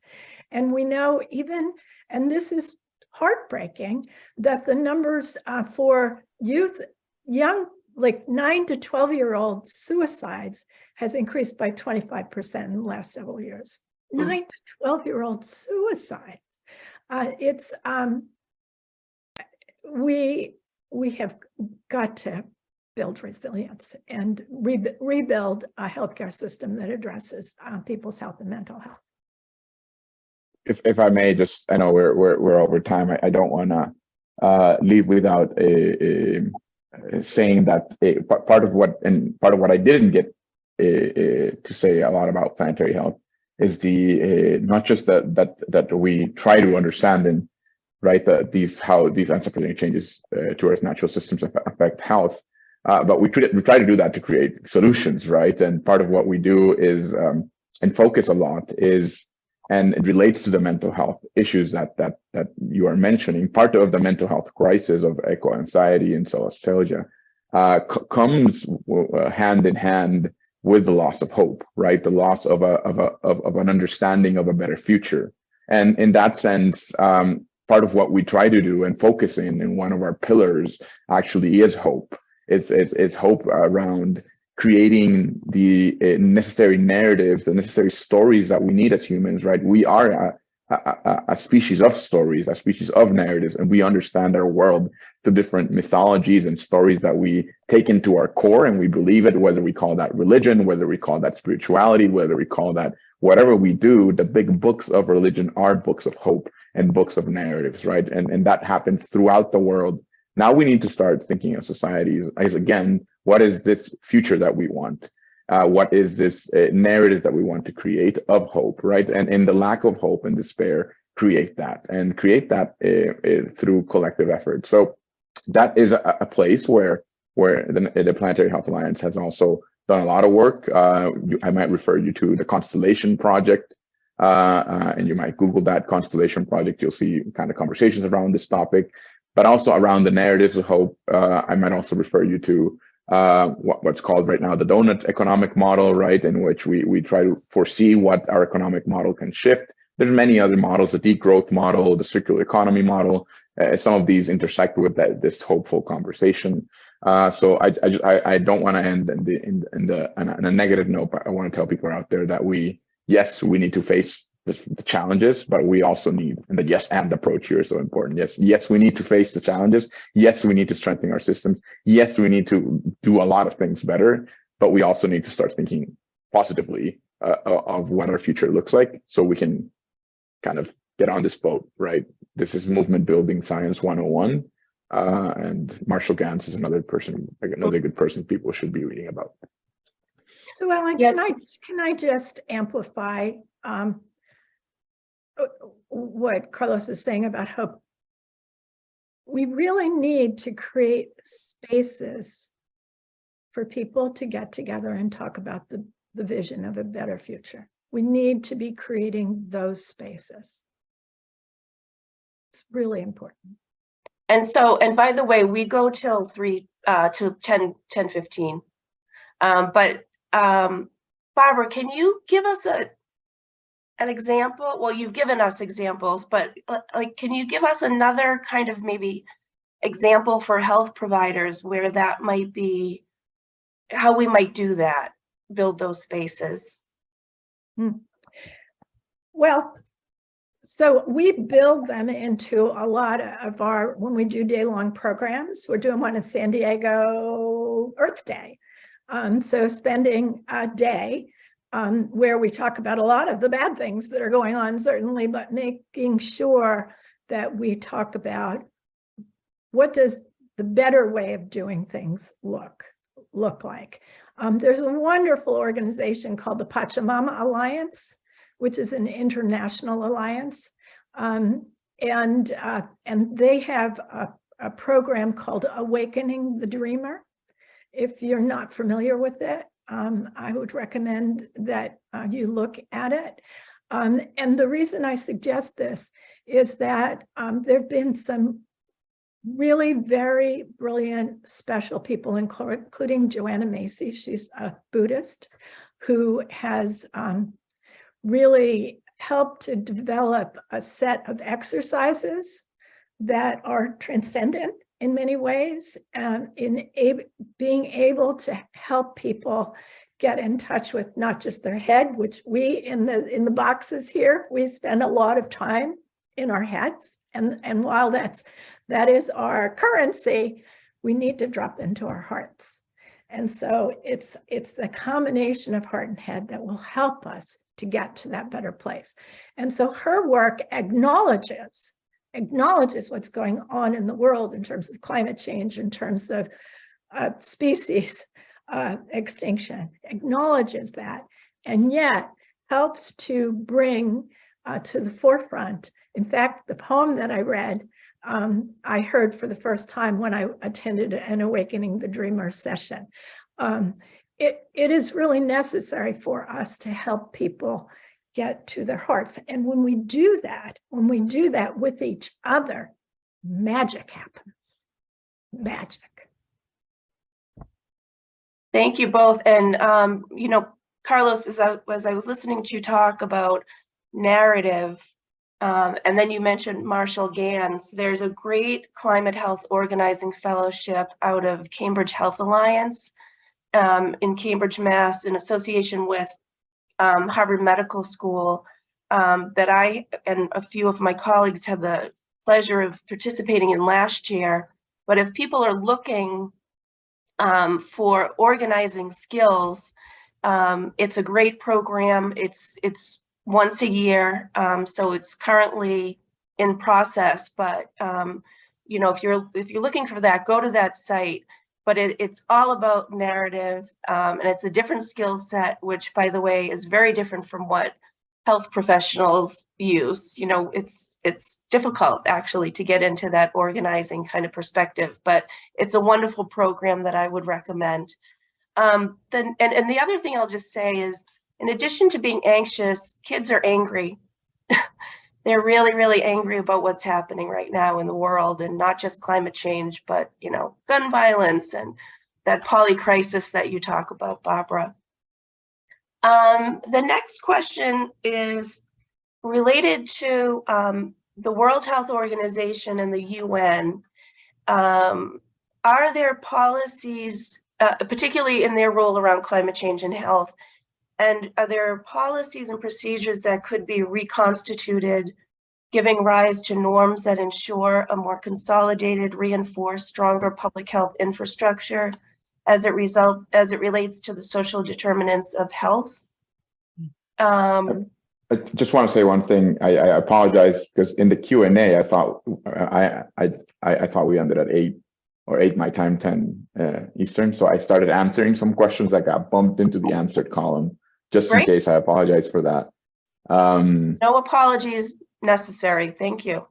All right. This question actually is I had to read it a couple of times because I wasn't clear what was trying to be addressed. And I think part of what we're talking about World Health Organization level procedural initiatives, policy, governance, right? And part I think this is more of a systems question, and how do we reorient systems in order to make them more efficient and effective at what they're supposed to be doing, right? The WHO is this body of a multinational body that has influence capacity, but it doesn't have really the strong arm, right? That muscle, that hardness that some other international bodies has. So it's an influential body, but if we want the WHO to really have a larger impact, we need to give it more muscle, and that means maybe more finance, maybe that means more capacity, maybe that means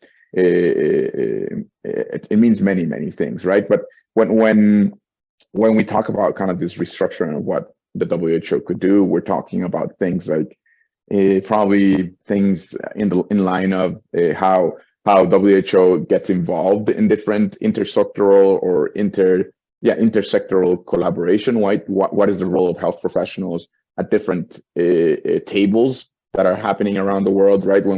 There's a recent study that with the COP15 that just happened on biodiversity, not on climate change.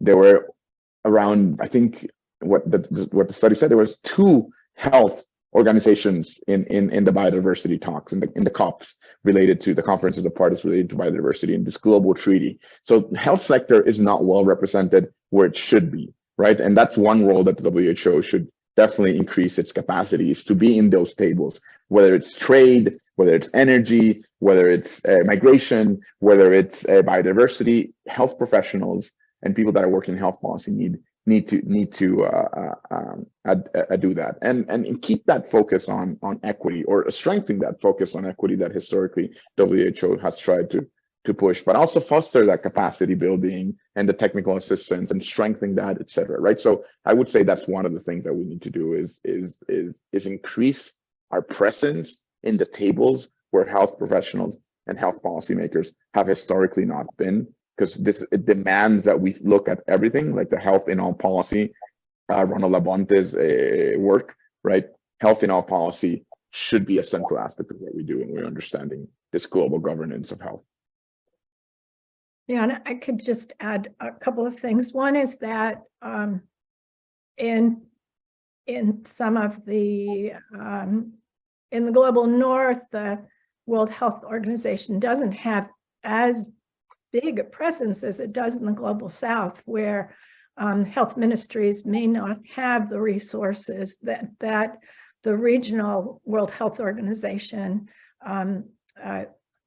they have subplots around the world, and those regional ones, the Pan American Health Organization is here in the Americas, but they really do help to bring expertise and templates and models, and they're used quite a bit more than perhaps in the global north. But one thing I think folks should know is that the World Health Organization is extraordinarily underfunded.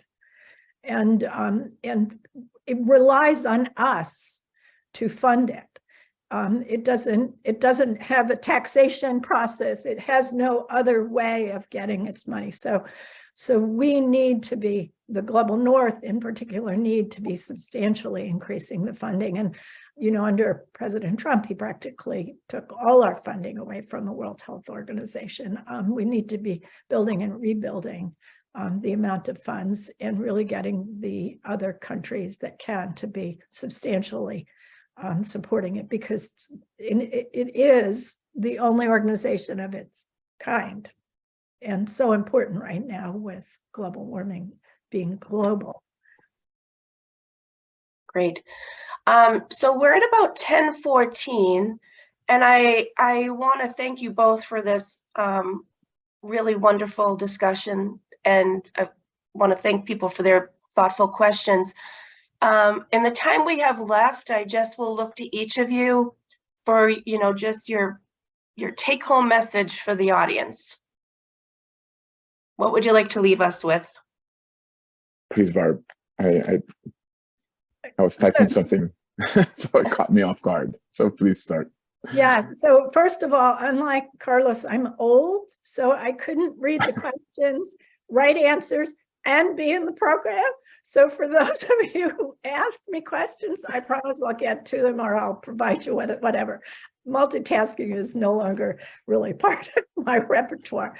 So I will respond. And I'm so pleased that we do have so many students here. Those of us who are old are getting ready to pass the baton. But at this point in time, we will walk with you through this mire that we're in, and we look forward to working together in a variety of ways. And I'm kind of a one-trick pony. I particularly work with the nursing community, And any way that I can support those of you who are either nursing students or faculty or working nurses, don't hesitate to get in touch with me and make space to envision the future. I'm going to actually borrow words from Barbara as my last message, because every time I'm speaking to a group of students or professionals or whatever it be, is like the question that always comes up is, then what should we do, right? How can we make a change, right? And I think that the way that Barbara put it, just kind of elevating one level up, right? Going one level up, and for a lot of people that means joining a movement. For some people, that means finding that group that is doing that work. I think part of what we need to fight is that sense that we are isolated in this struggle, right? And we need to find a community. So I leave you with that thought, is like challenging you to find that community. And a lot of you might already be part of a community here, part of Mass General or Brigham's or wherever that might be. But then elevating that. What does that mean? Going to your local council, going to your local politicians, going to your local corporations, going maybe to your state level, whatever that might be, go one level up. I think that's really great advice, and challenging ourselves to do that. Wow, great way to end a great session. So I want to thank you one more time for coming and sharing your wisdom. And we'll take a break, and we'll be back at 10:30 to discuss achieving sustainability at the individual healthcare system, community, and policy levels. So we'll see you at 10:30.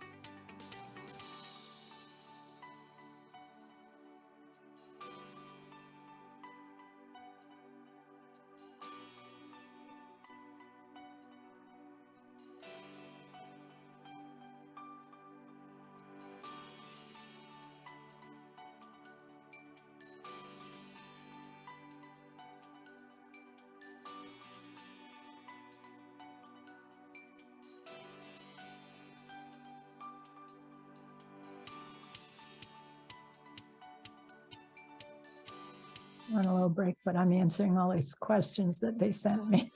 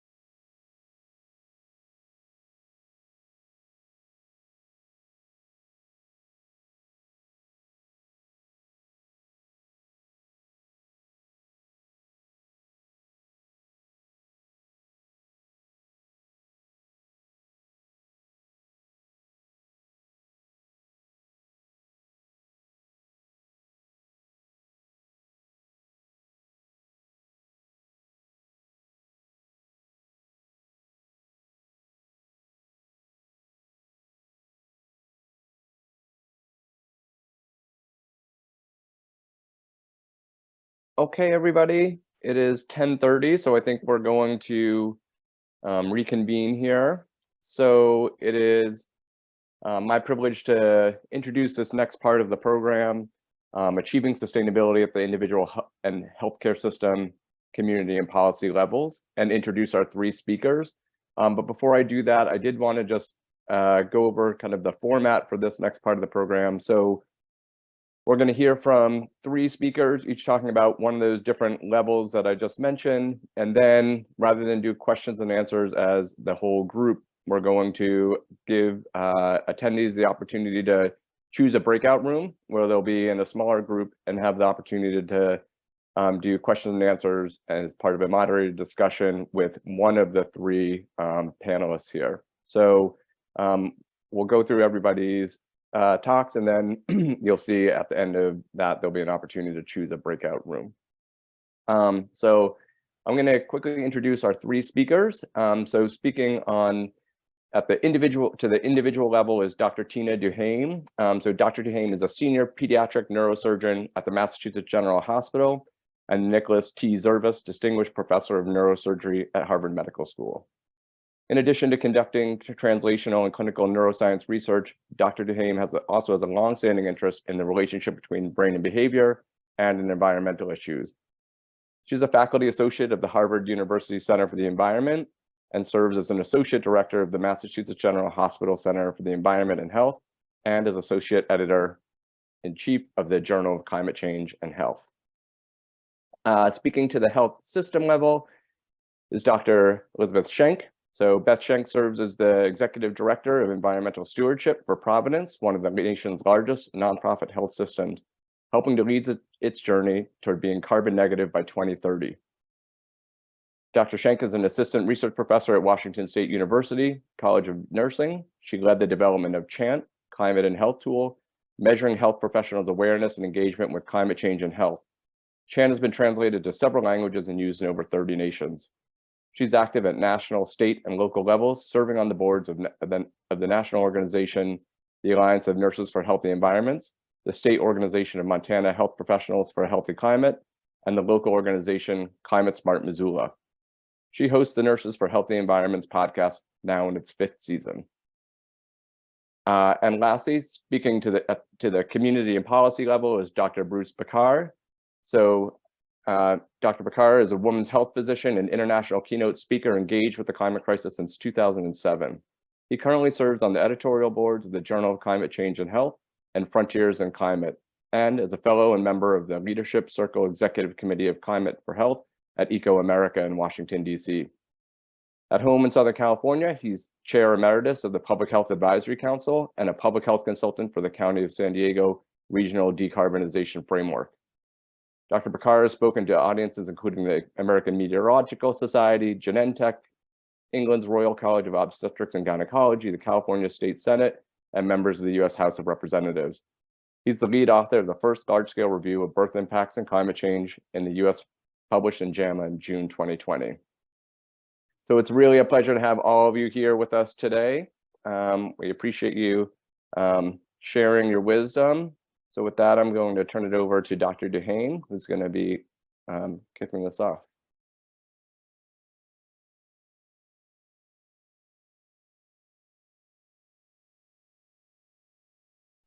Tina, you're on mute. For Pete's sake. Tina, I think you may be muted. Yeah, I think you were right. Sorry about that. No problem. I had minimized my Zoom screen and couldn't get it back up, so I was frustrated. Sorry about that. You'd think we'd all be good at this by now. Well, thank you for the invitation to present, and it's a pleasure to be here with such distinguished colleagues. And I won't take much time now, and I will just start sharing my screen because I already messed some up for technologic reasons. So let's get going here.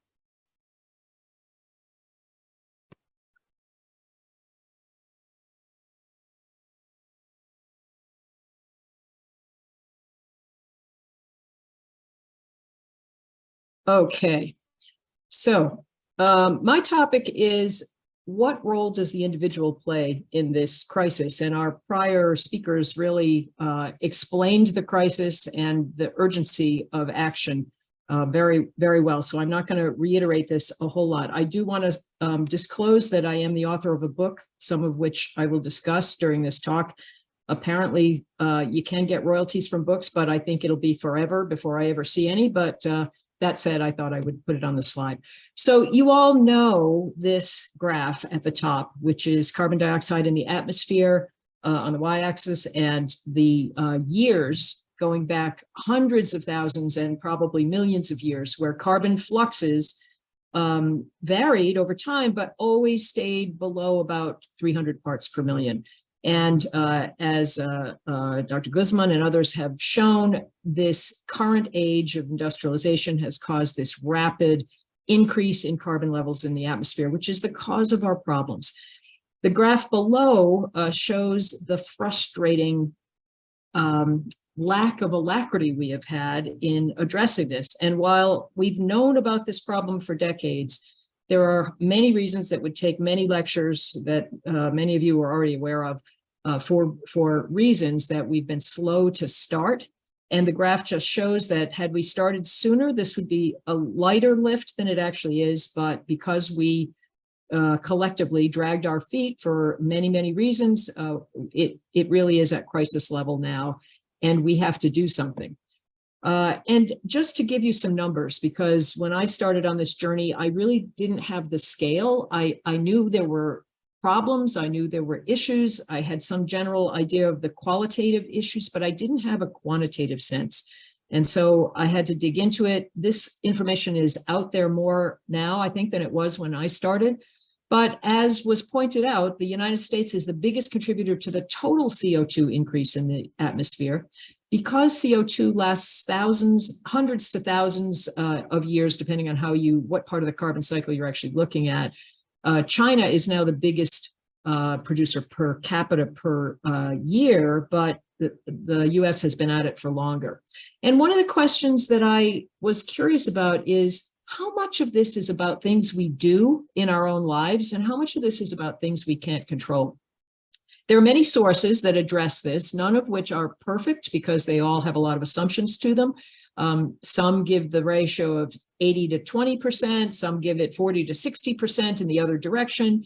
If you average all these estimates together, I think it's a fair ballpark to say that about half of the problem of excess CO2 in the environment comes from individual household choices, that is, things you do in your own life. And the other half, roughly, comes from things that companies, industries, and institutions do that you have less personal control over unless you are the leader of one of those things. And that's useful to know, because the first question everybody always asks is, as was said in the last talks, what can I do? So how much do I have to do is an important question. And on average, per capita, if you live in the United States, granted there's variability, but on average, you produce about 20 tons of atmospheric CO2 per year. The average around the world is a lot less than that. That is, we are in the high impact, high carbon production zone in the high income industrialized country that we live in. And on average, if you live somewhere else in the world, you only produce 5 tons per person per year. Well, where do we have to go to keep within that 1.5 degrees Celsius rise that the Intergovernmental Panel on Climate Change has recommended? We have to get down to 2 tons roughly per person per year. So we have to get from 20 to 2. And where the heck do we start as individual people? And how do we get there? What are the strategies? Well, the IPCC has told us what we need to do. Climate scientists and policymakers and government people have been working on this for decades. And obviously, as you all know, we need to stop using fossil fuels.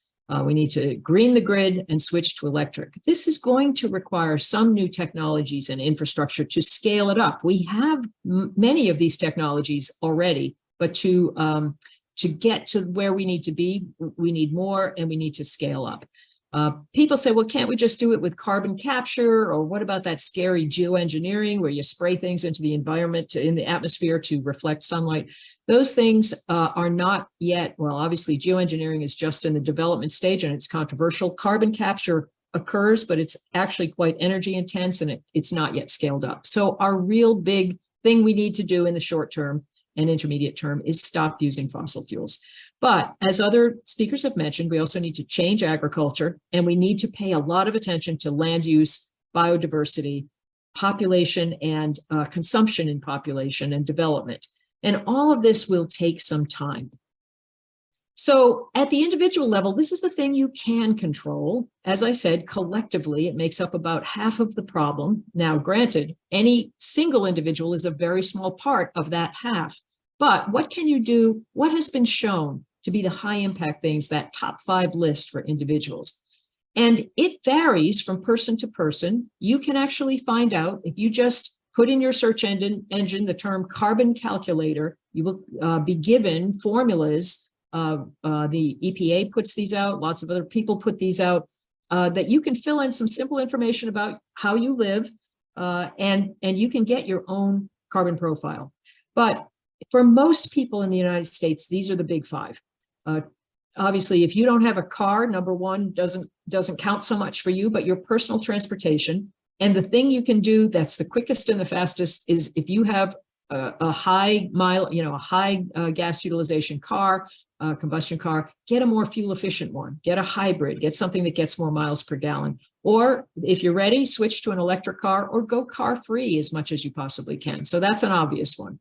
Home energy efficiency, if you are a homeowner, or even if you live in an apartment where you have less control over it, but home energy efficiency is on the list for most people. And actually 30% of home energy is wasted. It's lost. It's because we're not energy efficient, and it's because we lose a lot. This is true in commercial buildings as well. One of the big ones that you can do that almost all of us have some control over, and was mentioned by the other speakers, is move to a plant-based diet. Doesn't mean you have to give up meat, but just eat more plants and less meat is a big step in the right direction. This is one that has become under increasing scrutiny in the medical world because we have so many scientific conferences in our professions, nursing and other professions, certainly in the physician world. And it turns out that one round trip, cross-country trip in the United States, if I go to Boston and visit people in California and come back, that round trip ticket, and also if I go across the ocean, takes up my 2 tons. And as you learned in a previous slide, we have to get down to 2 tons for the whole year. So you will find all kinds of pushback from, the airline industry, the travel industry, giving you different figures, but this is what most scientists agree on. Now, the one that is controversial, and I'm just going to skim it, is there was some conversation about population before, and yes, we have kept up with our population growth in terms of food because of revolutions in scientific efficiency of resource utilization, as was very nicely outlined. But the truth is that having one more child, if you put all these other impacts together, that is bigger than all of these combined. So people who make this suggestion when lists are given for things people can do on an individual level, they don't say have no children. They say, if you have 2 and you're thinking of 3, take this into account. If you have 3 and you're thinking of 4 or whatever. And again, this is a controversial, sensitive, personal topic. I'm not here to tell anyone what to do. Simply the carbon impact of that is bigger than all the others. So I was interested in the question of, is this easy or difficult? And are these kinds of changes, this list up top, is this a rewarding list of changes? And I think of it that way because I, as a person in the neuroscience world, found it an intriguing question to ask, why is change in this realm so difficult? Why is that curve that we saw in the prior slide about when, if we had acted sooner, it would have been so much easier? Why has this been such a tricky problem for us to address? We're very good at certain problems. We got to the moon in 10 years. We have the Mars rover. We can do all kinds of things. Why is this particularly challenging? And I took a pause in my neurosurgical career. I was very, very lucky to be given a fellowship to go back to school, basically, and study this question of what is the neuroscience, the neurobiology of the kinds of pro-environmental behaviors that this crisis calls for. And I had some wonderful students working with me, and I had a whole year off of clinical duties where I could really delve into this. And that's what became this book, which I disclosed at the beginning, called Minding the Climate. It came out late last year. And I'm not asking anyone to take a look at it. I'm going to summarize what is in there, only if you wanted more detail.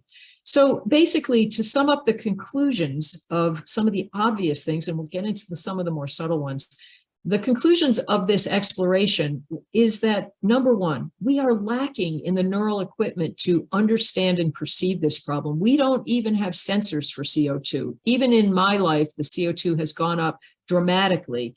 And if it were the intensity of light that had gone up, or the saturation of color, or the intensification of sound, I have the sensors for those things. I could have perceived those differences, but I have no ability, nor do any of you, to perceive directly this change in CO2. And this makes it hard for people to understand this problem, to even understand its reality. It's all through things you're told by people you don't know. And it's not surprising, it shouldn't be surprising that people have difficulty understanding and accepting the reality of this problem, except for the indirect consequences that were discussed in prior talks about fires, floods, rising sea levels, and so on.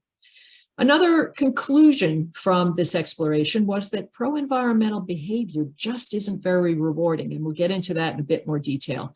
And finally, when you are trying to make decisions about what should I do, how should I act, whether you're the president of a company, the head of a hospital, you're the director of a nursing division, no matter what your role is in life, making pro-environmental changes won't feel the same as most decisions. And we're going to go into a little bit about why that might be. When you think about our brains, we did not spring full-formed with our brains all designed. We evolved our brains, and we evolved them from simpler organisms.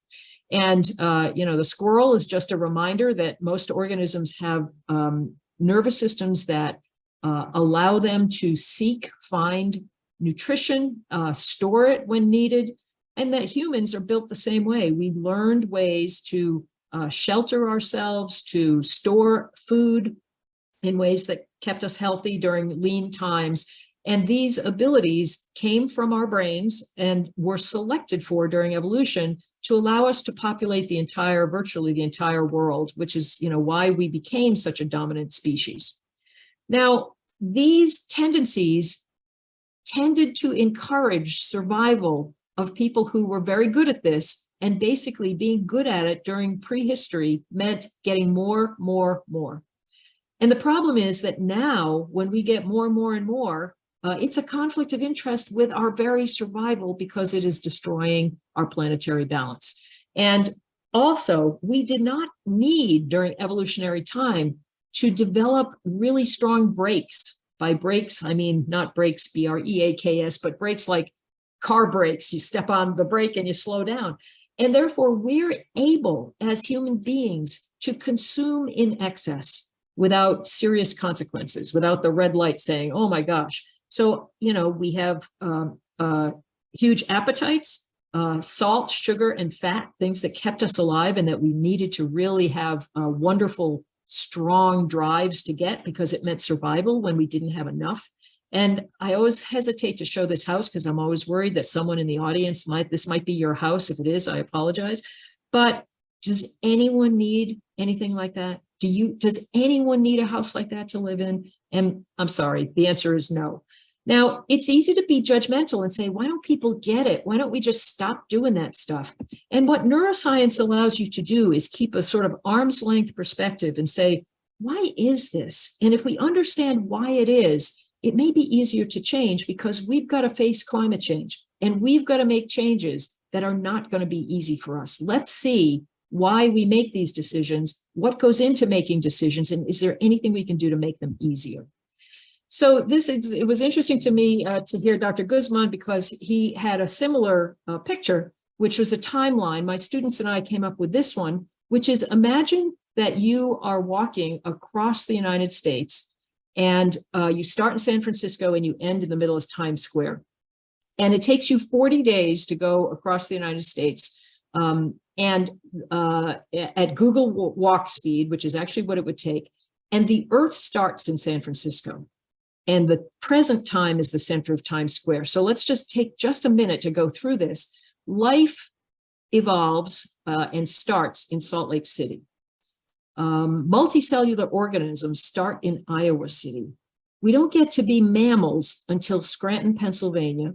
We get primates in Morristown, New Jersey, and then look at the blow up there. We're not humans until 223 yards left until the center of Times Square. And then that footprint there is your last step of this 40-day walk. And that carbon profile underneath is when the carbon has gone up during industrialization.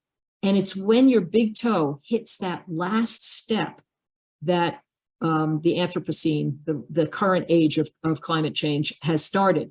And so keep in mind that your brain and the way it works formed back in Salt Lake City and Iowa City, and between Iowa City and Scranton. That's what your brain was built on. That's how it evolved. And that's why we have the problems that we do. So just as an experiential exercise, I want you to think about what's more fun, not what's the right thing to do. We've got a captured audience here, all of whom are concerned about climate change, but think about just what is more fun. Is it more fun to look at your new car style and pick out a color and think about the wheel trims and think about how zippy it is? Or is it more fun to think about the mileage? Is it more fun to think about decorating your house or where you live for a holiday and putting cute things out? Or is it more fun to buy and put out attic insulation? And my point is, it's more fun to consume than it is to do pro-environmental behavior, by and large. And contemporary life has accelerated this consumption even more because of ease of access, because of purchasing in private and also throwing things away in private. Advertising has played a huge role, age segregation and super peer effects from media, and also what's called a non-evolutionary reward schedule. Our reward system actually is designed and tuned to be most rewarded by small, unexpected variable rewards, which is how we were taught what was important to survive during evolutionary history. And it's not the schedule we get in modern life. We can discuss it more in the breakout if people are interested. And then finally, stuff and consumption has been shown, once you reach the basics, to not even make you happy. What makes you happy? And there's a whole research arm of happiness studies. It's relationships, and it's having a sense of purpose and meaning in life. This is what leads to long-term life satisfaction. So we are driven in some ways, many of us, to consume in the high-income countries at rates that are contradictory to what we actually need and what makes us happy. There are other things besides stuff that we are designed to be rewarded by. Problem solving, altruism. These are the things that those of you in the healthcare professions know, because this is why you do it, because it's extremely rewarding. And there's neuroscience underpinnings that shows this.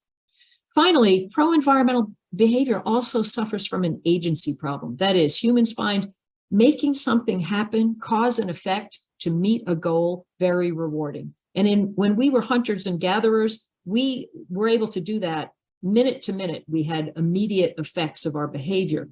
Whereas riding to work on your bike, this happens to be Jonathan Slutzman, who's the director of our center, riding to work in a snow jacket in November. He doesn't see the effects on climate change of that behavior. He knows it intellectually, but it's a lot more comfortable to do it the old way. And this is the problem we have. However, in this exploration, I found that one of my questions was, can we change? Do we have the ability to change? And the answer is that our brains are very malleable, and they're also very influenced by what we're taught.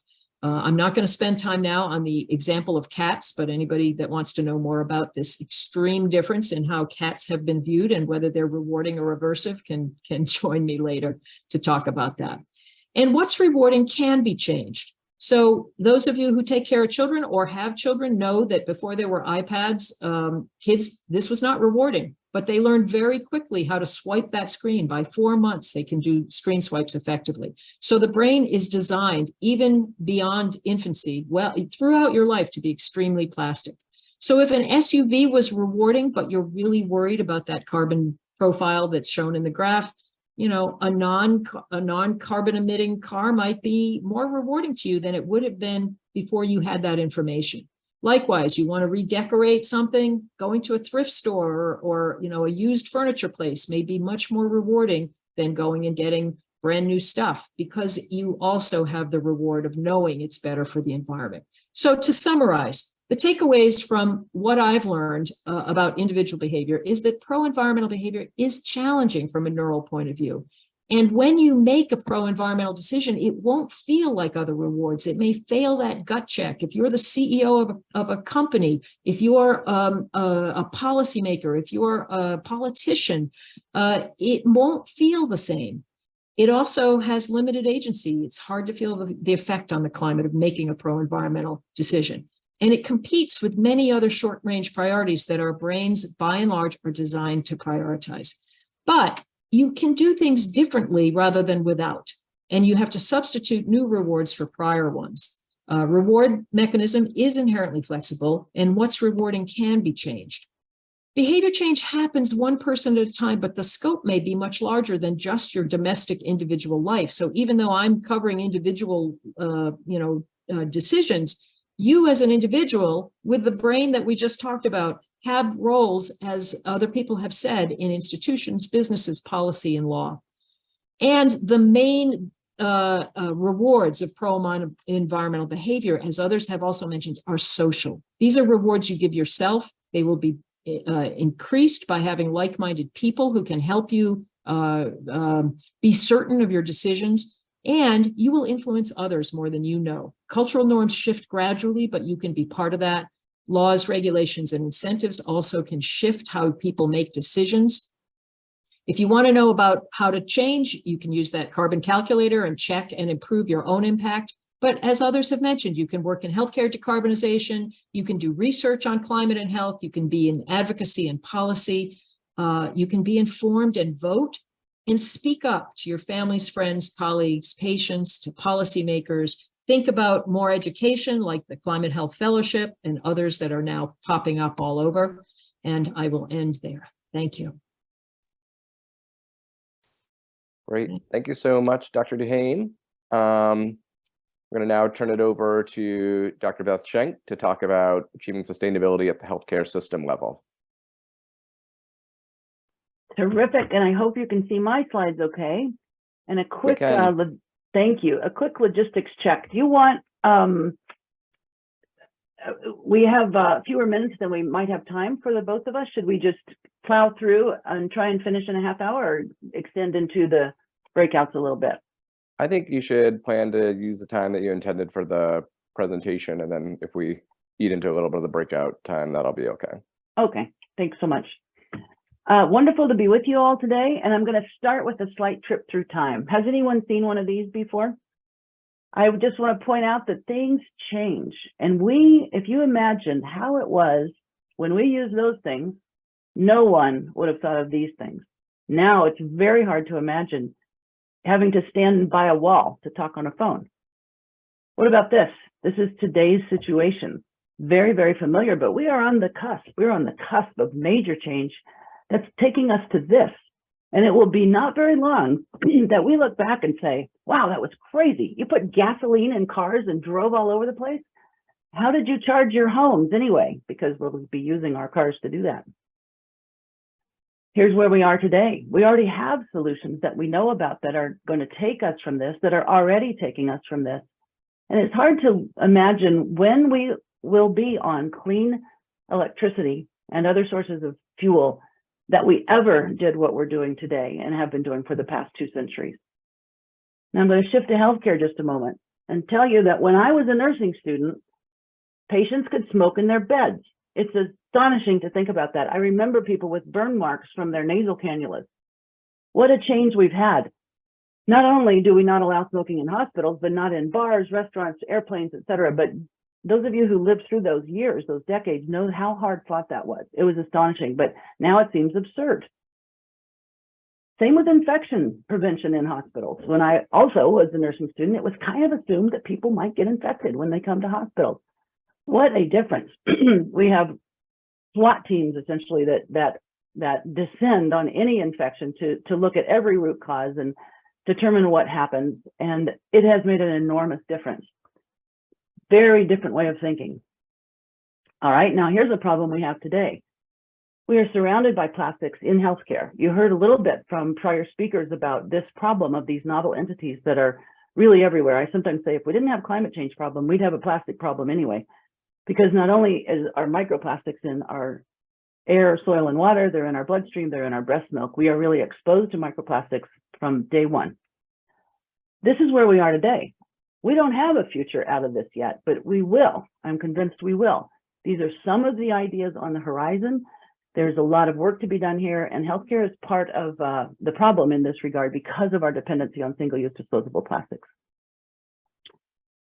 This is the case today. These are the sorts of headlines that drive my work. This is what haunts me at night. I can't stand that we're part of a problem, that we're a part of this problem that we're all talking about today.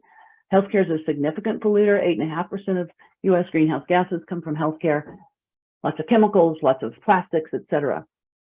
But we already know how to get out of this. We already know how to do this. We have hospitals that are doing this. They're doing this with that are fossil free, that are healthy in their environment, that are also equitable and maybe not so affordable in this country, but working in that direction. We know that we can do this. And this one is my last of these trips through history, because this one is, I believe, where we are being, what we are being called to, and where we are in this approach that I think will have an impact on changing American healthcare. Think about all those things I mentioned about infection and harm, healthcare associated harm that we lived with for a long time, that we still do live with. We still have these issues. It's very complex delivering healthcare. But back when IHI in the late 90s, early 2000s launched their work to really address this, we started to take it more seriously. So I just want to point out that black screen on the right indicates what we're not seeing. It's what we're not seeing about healthcare acquired harm. And it's really healthcare acquired harm that's generated from our pollution. Same order of magnitude as all the other healthcare acquired conditions. In other words, we have our healthcare acquired conditions, then we have another half of them that we're not looking at. On my bulletin board right beside me here, I have this number 474. And that is based on the study out of Columbia. If we were to look at the amount of carbon that leads to a premature death, that's that number 4434. For Providence only, just one health system that I'm about to tell you about, that means every year we cause 474 premature deaths just from our carbon pollution, not from all of the other healthcare acquired conditions. That's intolerable. That's what motivates me. And I'm going to talk about transforming healthcare. Providence is a large health system. It's a Catholic health system, a not-for-profit. It's been operating in the US for over 170 years. Its history is in Canada, France, and Chile. 120,000 caregivers or employees, 52 hospitals, over 1,000 clinics, actually, university, high school, etc. Complex, big, $25 billion revenues in a year. And we operate in these 7 Western states. So this is a map west of the Mississippi, basically, for those of you who are not living in the US. This is along the West Coast and up to Alaska. Large Western states, lots of geography, lots of diversity, political diversity, etc. Really interesting lab. I think of this as a lab where we can learn how to do this and demonstrate how we can do this. So in 2020, our president, Dr. Rod Hochman, announced our goal to do all that we can to reduce. And so we set the bold goal to become carbon negative by 2030. This is in response to what scientists have been telling us about the urgency of this decade. And we know that just again from the report from IPCC of 2 weeks ago that says, yeah, got to do it now. Let's do it now.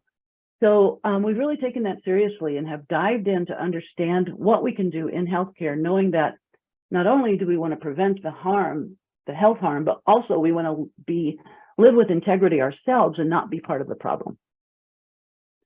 It's a quick note because decarbonizing is now a buzzword. It's great, we like it, but in case it doesn't make sense to you, what this means is we usually will turn all of our greenhouse gases, those are the 4 big categories of greenhouse gases that cause the heat trapping gases in our environment that cause the warming on the planet. The most common one is carbon dioxide. So what we do is, scientists do, is convert all of the greenhouse gases to a carbon dioxide equivalent. That's what the little E is. CO2e is carbon dioxide equivalent, metric ton, that's what the MT is, that's a common unit of measure. So that then becomes, carbon is a euphemism for all greenhouse gases. To decarbonize is to reduce greenhouse gases. So decarbonizing is about mitigation. We talk about mitigation and adaptation. So this is just a visual overview of our strategic work in Providence. And I'm going to tell you about this in the next 5 to 10 minutes. I like to use this because this is enormously complex work. It touches just about everything in healthcare. I would say everything in healthcare. Everybody has some way to contribute, and it's really hard for one to know what another is doing or to put all this together. So while we have traditional strategic plans, this map seems to penetrate to people. So I share it a lot publicly as well. That we're working on mitigation. I'm going to tell you about our We Act framework. We're working on adaptation. I'm going to tell you about our We Reach strategy. We are very committed to advocacy. I report to the Executive Vice President of Advocacy. We have action groups and key elements that are important for every initiative. So we developed the We Act framework, and this is about mitigation. So this is partly, I think this would echo what Dr. Duhane was saying a little bit, perhaps, or touch on some, in that the complexity of this work is overwhelming to people. I know this partly from the CHANT work that Dr. Fury mentioned. When we ask healthcare providers what motivates them to act or demotivates them to act, for the demotivation, the biggest one is, I'm overwhelmed. That's partly because they're overwhelmed by the intensity of the problem, but it's also partly because it's complicated. And it really is. Once you get started in, you think, well, it's disorienting. So I like to lump things together, and we developed this acronym, this mnemonic, but it stands for the key buckets of mitigation: waste, energy, water, agriculture, food, chemicals, and transportation, while reminding us that it's we. It's not me, it's not you, it's we. And it depends on action. It's not just a matter of having the idea and caring about it. While that's important, we actually got to translate that into action and progress. All right, so I'm going to blaze through some of this. I've got my timer running. Waste, complicated in healthcare. 92 million pounds last year we created. Gets a lot of attention. I'll talk about all this stuff for hours, and most of the questions I get are about recycling. That can be frustrating, but also it's because we touch it. It's tangible. It's what people feel and experience. So we have really dived into waste. We've analyzed it. We've measured it. We report it. We understand the carbon emissions from it. This is at our 52 hospitals. And believe that this strategy is a good one, because what we're trying to do is make the green part bigger and the red part lower. Yellow can also flex in there. So, and with our goal to divert more than 50% of our waste from landfill and hazardous streams by 2030. The point I want to mention about avoided waste, that's source reduction, that's the waste we don't create. It disappears from sight because it doesn't exist, but we're asking people to measure it. I could talk about that for a long time, but it can be provocative. I think that will take us to the circular economy and less consumption in healthcare. I think this is an important piece. Energy and water. We're working on this on all fronts, being successful in some, and some things are pretty hard. Moving to 100% renewable electricity, we're in good shape to do that. We think we will be able to do that at all of our sites by 2030. Natural gas is a big problem. We have older buildings that are still reliant on natural gas. We're not going to be able to electrify them all. We know that. Water is a big problem in our part of the country. Most of our states live in drought. California certainly has until just recently, and we are working with all of our sites on conservation. Agriculture and food, as you heard in today's talk, it's a big deal. It's a big deal for climate. It's a big deal for waste. So we have 3 primary goals: to reduce the carbon intensity of meals served, which we're working on, plant forward, less beef particularly. Working on waste, food waste from the prep side and the downstream composting side, post-consumer composting, and food packaging. Food packaging really got worse during the pandemic. We backslid and have more disposable single-use plastics. We're trying to recover that. And then also to focus on healthy, local, and sustainable food, CSAs where we can, gardens where we can, really teaching about that connection between food, agriculture, and climate and health. Chemicals. When I first started this work, and I've been doing this for quite a while, about 30 years in some way or another, we really focused on the chemicals of concern. Back in the early days of this work, it was about mercury. So we are concerned about all those, and we're more and more exposed to chemicals in the workplace, but we're also focused on the specific greenhouse gas chemicals that are from healthcare, including anesthetic agents, nitrous oxide, and inhalers with their propellants. So this is work that we're making good progress on with the leadership of our medical director for environmental stewardship, Dr. Brian Cheesebro. Transportation is the last category. Big one, it surpassed buildings in 2018 as the largest sectoral contributor to climate change. Hard one, especially in Western states that are big, rural. We don't always have public transit and people like their cars and trucks. So we are really depending on this societal switch to electric vehicles. That's going to be, I think, the way that we really can make the most progress. We do all the things you do. We support commuting, we pay for passes, we provide showers, all those things. But it's really hard because this is something personal that we don't really have full control over. We do have control over our business travel, and we've been able to cut that by about 60% still, even in recovery from the pandemic. I want to say that all of this is enormously data driven, and this is something we've really dived into. I don't expect you to read these images at all, but what we're able to do, and this is by working with the Providence Global Center, which is a tech development offshoot of Providence in Hyderabad, India. We've been able to develop an automated platform that tracks the usage of all of these resources, the cost of them, and the carbon emissions. So every month for each of our hospitals, we have an ongoing carbon report and cost and usage report so that we can understand our efficiencies, we can understand outliers, we can understand best practices by comparing to normalizers. We compare this to whatever data we can find across the country and the world, but we're finding that the granularity of this database is teaching us more than we can really learn elsewhere. Really fun, exciting work because it points us in data-driven, evidence-based ways to solutions.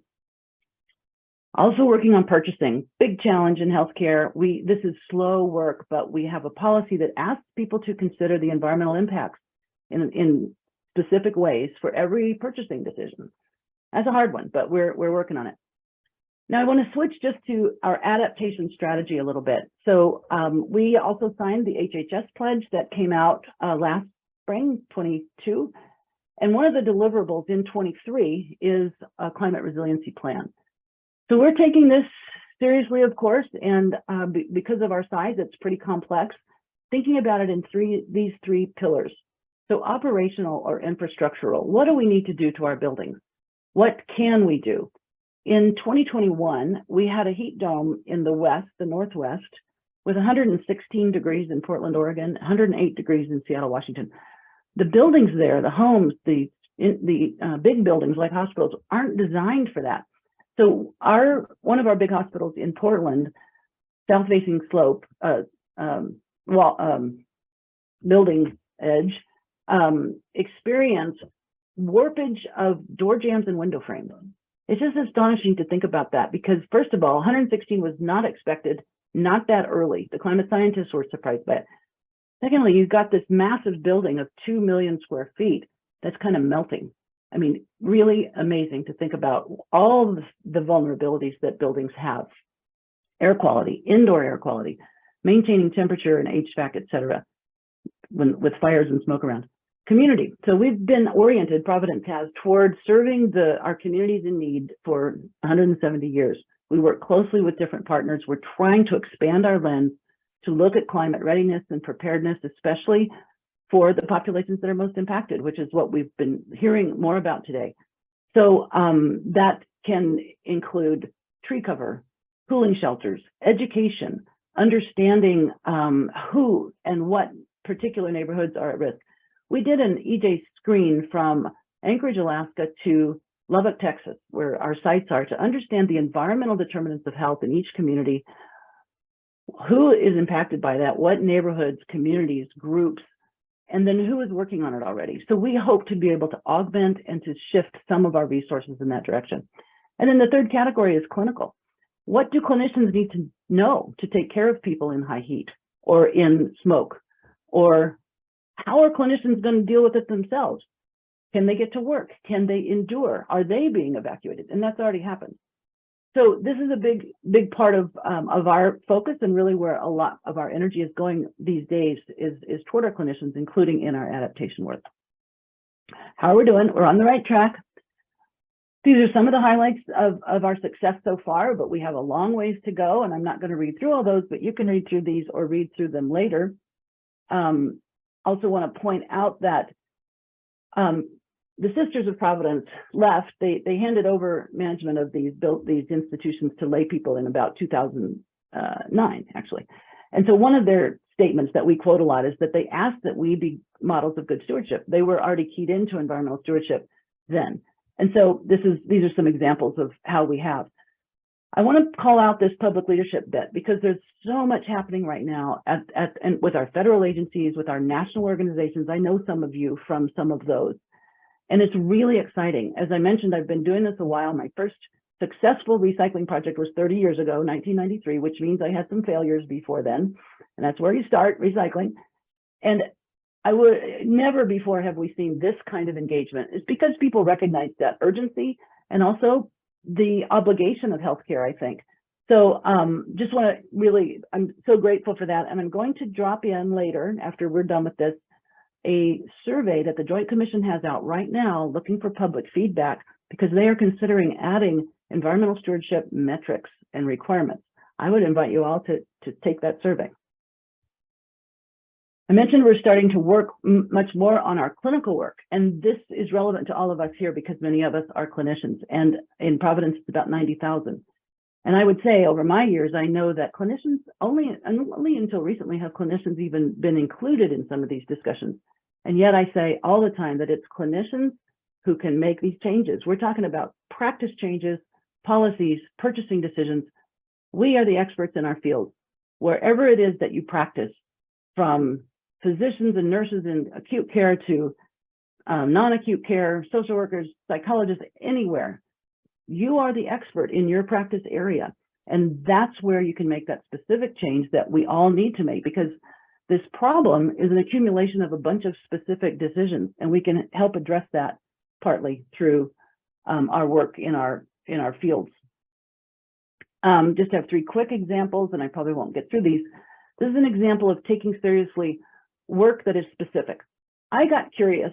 We have in quality, there's a nurse-sensitive indicators, which are for quality outcomes like CLABSI, CAUTI, falls, medication error, etc. I got curious about, well, what is it about environmental stewardship would be nurse sensitive? What is it that nurses have access to, etc.? So my colleague and I interviewed about 10 different leaders across the country. This was in 2020 to use the We Act framework to say, what is it that nurses have proximity to? What can they affect? What are they affecting? And we learned that particularly waste, agriculture, food, and chemicals arose to the top. Energy, not so much, because they just don't know that much about it, don't need to know that much about it. And transportation was kind of global for everybody. Interesting though, because that can help us push on those aspects of change. The chance survey has been mentioned. I just put this QR code here in case you want to take a look at it. It's available. People can use it and as investigators yourselves or take it yourselves. Really interesting. It's in its 5th year now as well. And then this is just the podcast that was mentioned. And I highlighted Dr. Sue Ellen Brakey, who was interviewed last fall on this, and you can certainly check that out as well. And I've used my time, so thank you so much. And I'll hand off back to Greg Fury. Thank you. Thank you so much, Dr. Schenk. It's always an inspiration to hear about the amazing work that you and your colleagues are doing at Providence. It's really fantastic. So thank you for being here. And with that, I'm going to turn it over to Dr. Bakar to talk about achieving sustainability at the community and policy level. So, all yours. Thank you so much. It is such a privilege to follow these two speakers and to address this group. I bring you greetings from San Diego, where our worries about the drought have been replaced by whining about rain. Just an odd thing. Anyway, I'm going to get right into this because we're already a bit over time. Essentially, what I'm going to go over with you is I'm going to share some thoughts that I've had recently about where we find ourselves at the beginning of this year, 2023. There's some good news and still some bad news, as we all know. Then I'm going to review 3, what I guess we'll call case studies of local community advocacy efforts that I'm familiar with, because I think they're pretty instructive. And then finally, I'll close with where I think we need to go next, and I will make you 3 promises. So where are we right now in this effort that we're engaged with, trying to revive Mother Nature? And this photograph I took last weekend of the bluffs where I live here in San Diego, and they're collapsing on the sand up and down. Just one of the not so subtle signs of climate change that we are seeing accelerate where I live. One of the things that surely happened over the last 20 years is our messaging around this global problem has matured. Many of you probably remember that when we initially talked about this problem, it was called global warming, and you saw lots and lots of pictures of polar bears. And although these images are compelling, and everybody, I think, loves polar bears, certainly I do, they weren't the sort of image that prompted much change in our society, obviously, because it suggested that the problem was distant from us, both in geographic terms and also in time. Next, we have been seeing, certainly for the last 20 years, an increasing number of weather people as kind of the image of what became known as climate change. And these guys standing in the midst of a 1 in 500 year rain that seems to happen every other year in Texas or someplace like that has replaced the polar bears in large degree. But I think over the last 3 or 4 years, we're starting to talk more and more about health impacts. And Nate DiNicola and I, my senior author on the JAMA paper, like to say we should talk less about polar bears and more about pregnant bellies, because the health message really resonates and everybody seems to care about pregnant women and their children. So that's been one of the changes that I think is really positive. Another thing that's clearly happened, and it's certainly being referenced today, is that the healthcare sector has really woken up. We have organizations like Practice Green Health and Healthcare Without Harm. Even the National Academy of Medicine have all weighed in on how to lower or even eliminate the greenhouse gas contributions of the healthcare sector. Individual doctors and hospitals are taking this on themselves. And we also see messaging from stalwart healthcare nonprofits like American Public Health Association, the American Lung Association, and startups like Climate for Health at Eco America that make messaging about climate change and its connection to health a big part of their work, not only to their members, but also to the public at large. So this is a really important change. And I would even say that we are sprouting green docs all over the country. I've been doing this work for a long time. And in the last 2-3 years, it's just amazing. Every day I seem to run into or hear from someone else in another part of the country who's a doctor, a nurse, someone who's involved in healthcare who is now engaged with climate. So we're sprouting green docs. And we're seeing signs of real progress. Polling is consistently showing increasing concern around the country. Eco America's polling a year ago showed that 3 out of 4 Americans are either very concerned or somewhat concerned about climate. We're now much more likely to hear about climate change in a news broadcast or a weather forecast. Those words are no longer taboo. And as a matter of fact, we did some work recently with Good Morning America, and I was really pleased to hear that not only were they planning a series of stories about climate and health, but they actually have a climate desk at Good Morning America. And this is just becoming commonplace now. So it's a very positive sign. There's also data about the uptake of renewable energy. The graph there that shows the nearly vertical black arrow is the uptake of solar around the world. And all those squiggly horizontal, semi-horizontal lines that come across are actually predictions made by so-called experts about what the actual uptake of solar would be. And you can see how they fall so far short of that black arrow, which is the actual uptake of solar. We're seeing a similar transformation in transportation towards electric vehicles. That uptake is faster than has been expected. And we're all aware and need to appreciate the fact that the federal government has finally gotten on board, thanks to the Democrats and Joe Biden. The Inflation Reduction Act, the Infrastructure Act, these are major, major important signs, not only for this country, but for the world. So there's real positive work going on and things being accomplished. However, this pesky little climate problem we have doesn't seem to be going away. And of course, you can look at this in any one of a number of ways. This is a graphic that just recorded the billion-dollar weather disasters that we had. And I think we have to quit calling them natural disasters because they're certainly being supercharged by climate. But almost any way you look at it, the climate crisis continues to evolve and get more scary. And I think it's even worse than you and I typically realize, because you think of the people that are suffering the most from climate change in this country and around the world, and they're typically people that are under-resourced and also that don't have a voice. So as much as we are bothered by this and concerned about it on a number of levels, it's probably even worse than we think it is. This is a quote I heard from Al Gore in 2017 in Denver. He said that we must adapt to what we can't prevent, but we must prevent what we cannot adapt to. And I use a lot of medical analogies when I give my talks.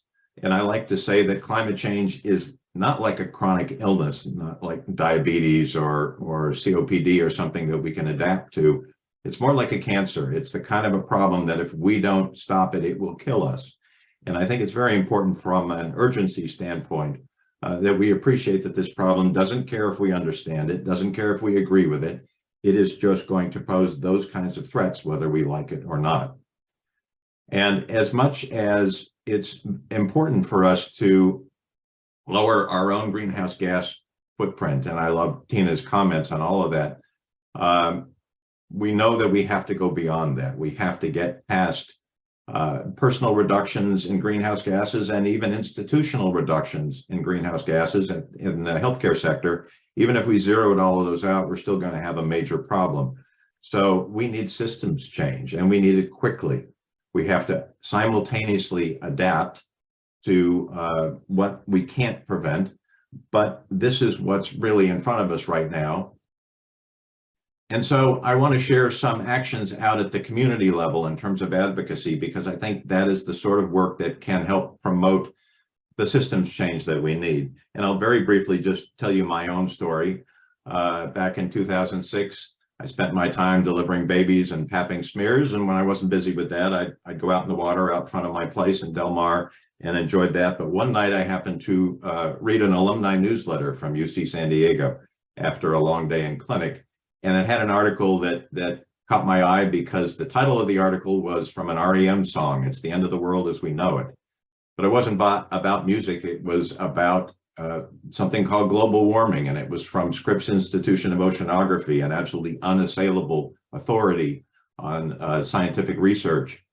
And the article really shook me. As a matter of fact, I didn't sleep that night. And I realized that this global warming problem was truly a threat, not only to the oceans and the coastline that I love, but really to the world and to the balance of nature. And so the next day after I got off work, I took my sporty BMW and swapped it out for a pokey Prius, which I very quickly fell in love with. And I started greening up my life. And I also started volunteering and just showing up. And 2013, I left my practice to do this work full time. And I've never looked back. It's been really the best work that I think I've ever been involved with. So now I want to take you through some regional, local community advocacy experiences that those of us in San Diego that are involved are familiar with. And I want to bring you back to a city council meeting in December of 2015 at the city of San Diego. And I will just tell you, it's the 8th largest city in the world. So even though we're sort of a quiet little corner of California, it's significant. This particular council meeting had on its agenda an item that would commit the city to going 100% renewable energy within 20 years. And at the time, that was really a pretty radical thing. And the room that day was absolutely packed. There were several hundred people in the audience. Almost 100 people filled out speaker slips to make public comment on this agenda item. And people were told, you only get a minute to talk. Normally you get 3 minutes in a meeting like this, but because there were so many people, they told us we only got a minute each. And one by one, people went up to the microphone and spoke about this ordinance. Turns out 96 out of those 98 people spoke in favor of this ordinance. And it took hours to go through this. And by the time it was done, then the city council members went through their questions for staff and talked about it amongst themselves and shared their questions and their thoughts. And then it came time to vote. And the room fell absolutely silent. I can't tell you, it's a moment I won't forget. There were monitors above each of the city council people's desks, and you could see the way that they voted. And one by one, they put their votes in. And when it was all done, the city council had voted unanimously to approve this resolution. And the room just erupted in applause. It was an electric moment. And as I say, I'll never forget it. And that didn't happen by accident. Again, it was very significant. The New York Times published an article. It was in the media. It was a big deal. But how it happened is what's important.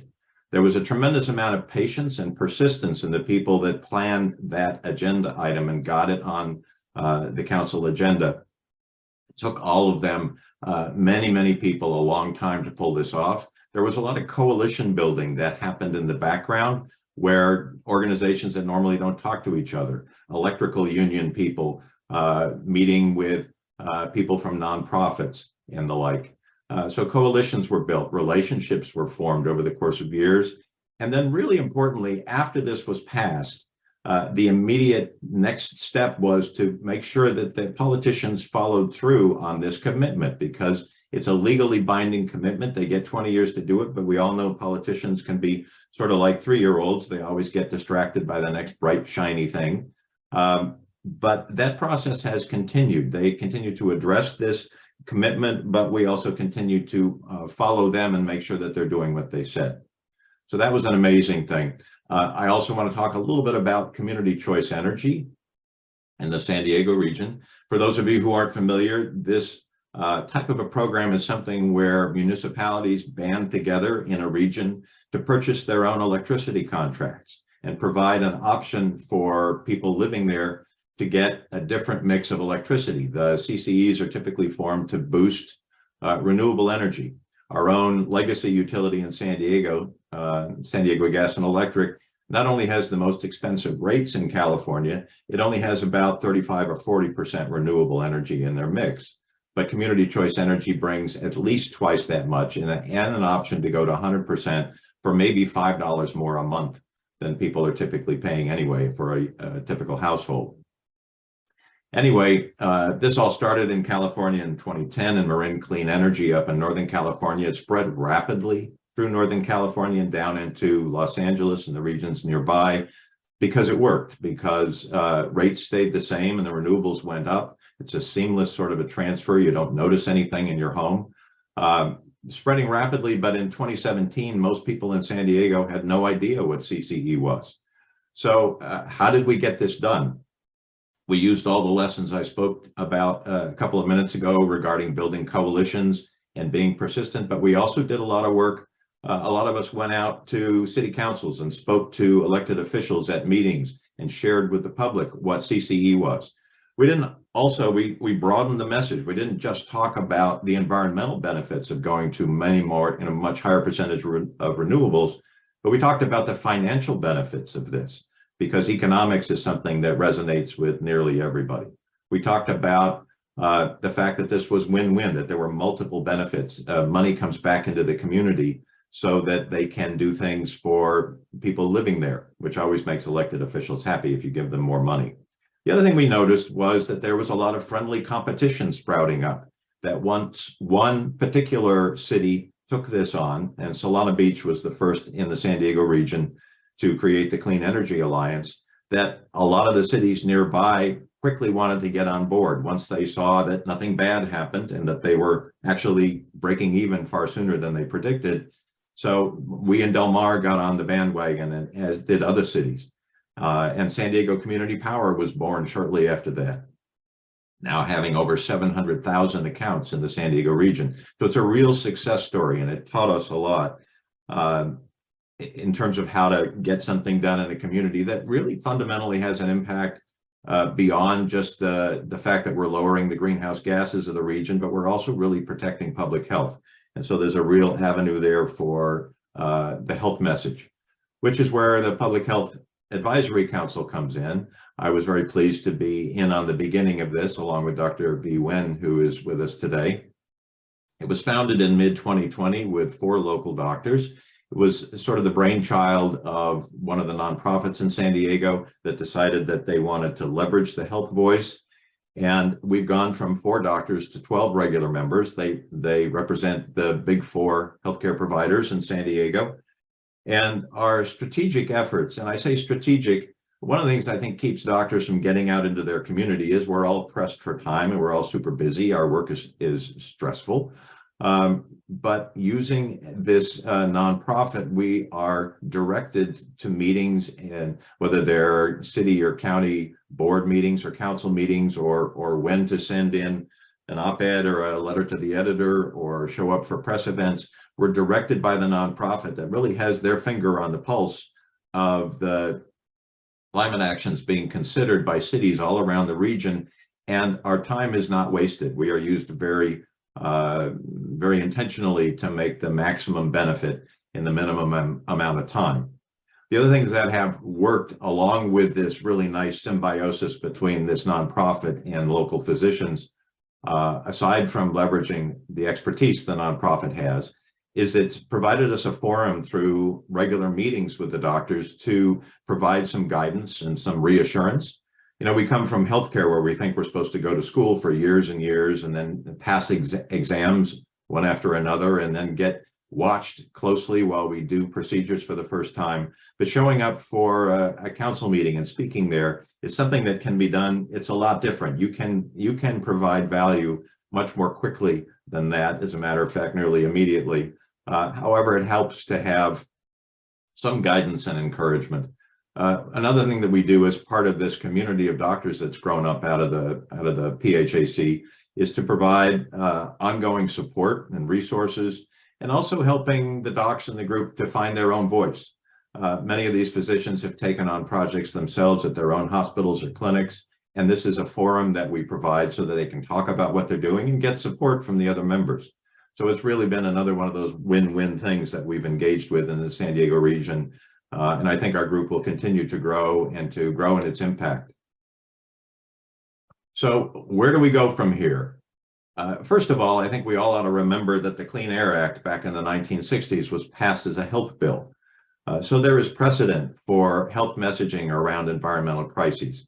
I also, for inspiration, remind you to think about the early days of the pandemic when we stopped driving and flying so much for a few weeks, how quickly nature responded and rebounded once we got our knee off her neck. And I think we have to remember that nature is just kind of waiting for us. And I really appreciated the comments of the first speakers today, talking about thinking about climate change in terms of the positives, what we can create that we really want, and share that message, because that's a lot more compelling, I think, as much as the urgency has to be communicated. I think just the opportunity is equally important to emphasize. Where we can go from here is a really wonderful, vibrant state of nature around us, which not only has health benefits, but it's just, I don't know about you, but that's the world that I want to live in. And that's the world I think we need to pass off to the people that come next. And what we really need right now is thinking beyond just incrementally. Those are certainly important steps that we need to take, but we also need to think big. And what that means, I like to say, never hesitate to ask anybody for anything if it's for the good of everyone. We need to think big and just step out of our comfort zones. And I think you oftentimes get surprised about what happens when you do that. And I think it's really important as we go through this to remember we're obviously engaged in a long process. This is not a marathon. It is a marathon, it's not a sprint. So we need to take care of ourselves. And this is not indulgence. I really want to remind you that if you do this work, if you are doing well, it's really good for everybody. So we must make sure that we recharge our batteries, literally and figuratively. We've got to take care of ourselves. So our diet, getting outdoors in nature. That's a photo from the Torrey Pines State Reserve near my house that I love to walk at, and I recommend you all go visit at some point. We need to be good to ourselves, and I think we shouldn't be seeking perfection, but just moving in the right direction. I'm probably an 85% vegetarian, but I don't beat myself up about the 1 or 2 occasional hamburgers I have throughout the year. I know that I'm continuing to make my life less and less of an impact, but I don't hold myself to an impossible standard. And where we can, I think we have to celebrate the wins that we hear about, whether they're ours or someone else's, because that helps to buoy our spirits and remind us that we're not doing this work ourselves.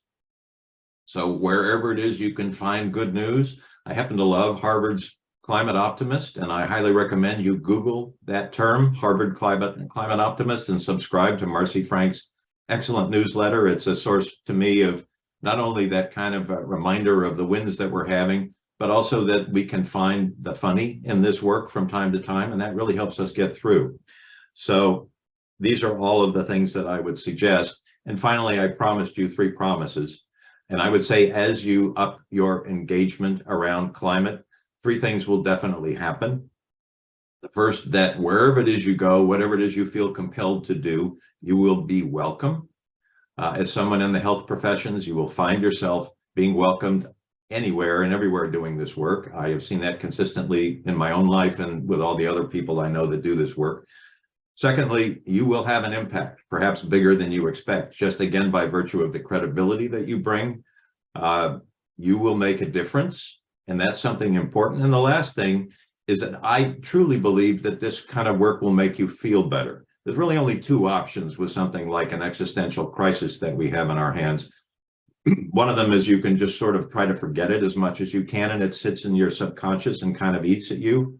Or you can figure out a way to get your arms around this and begin to have a positive impact on this crisis. No matter how small that benefit is that you provide, it will make you feel better, not only about this crisis, but about your life. And there are lots of people that can tell those stories, and I'm certainly one of them. The last thing I'll throw in is a bonus promise. You will meet incredible people doing this work. I have just been so inspired, like today. I mean, I'm just blown away by the quality of the presentations and the lovely commitment that people make to not just their own lives, but to everyone else's life on Earth. So I would ask again anyway, thank you so much for having me today. Please check me out on Green Doc and Insta. And we just launched a podcast a couple of weeks ago where we talk about women's health and pregnancy and the intersection of the environment. And we hope that you'll look at that wherever you get your podcasts. Thanks very much.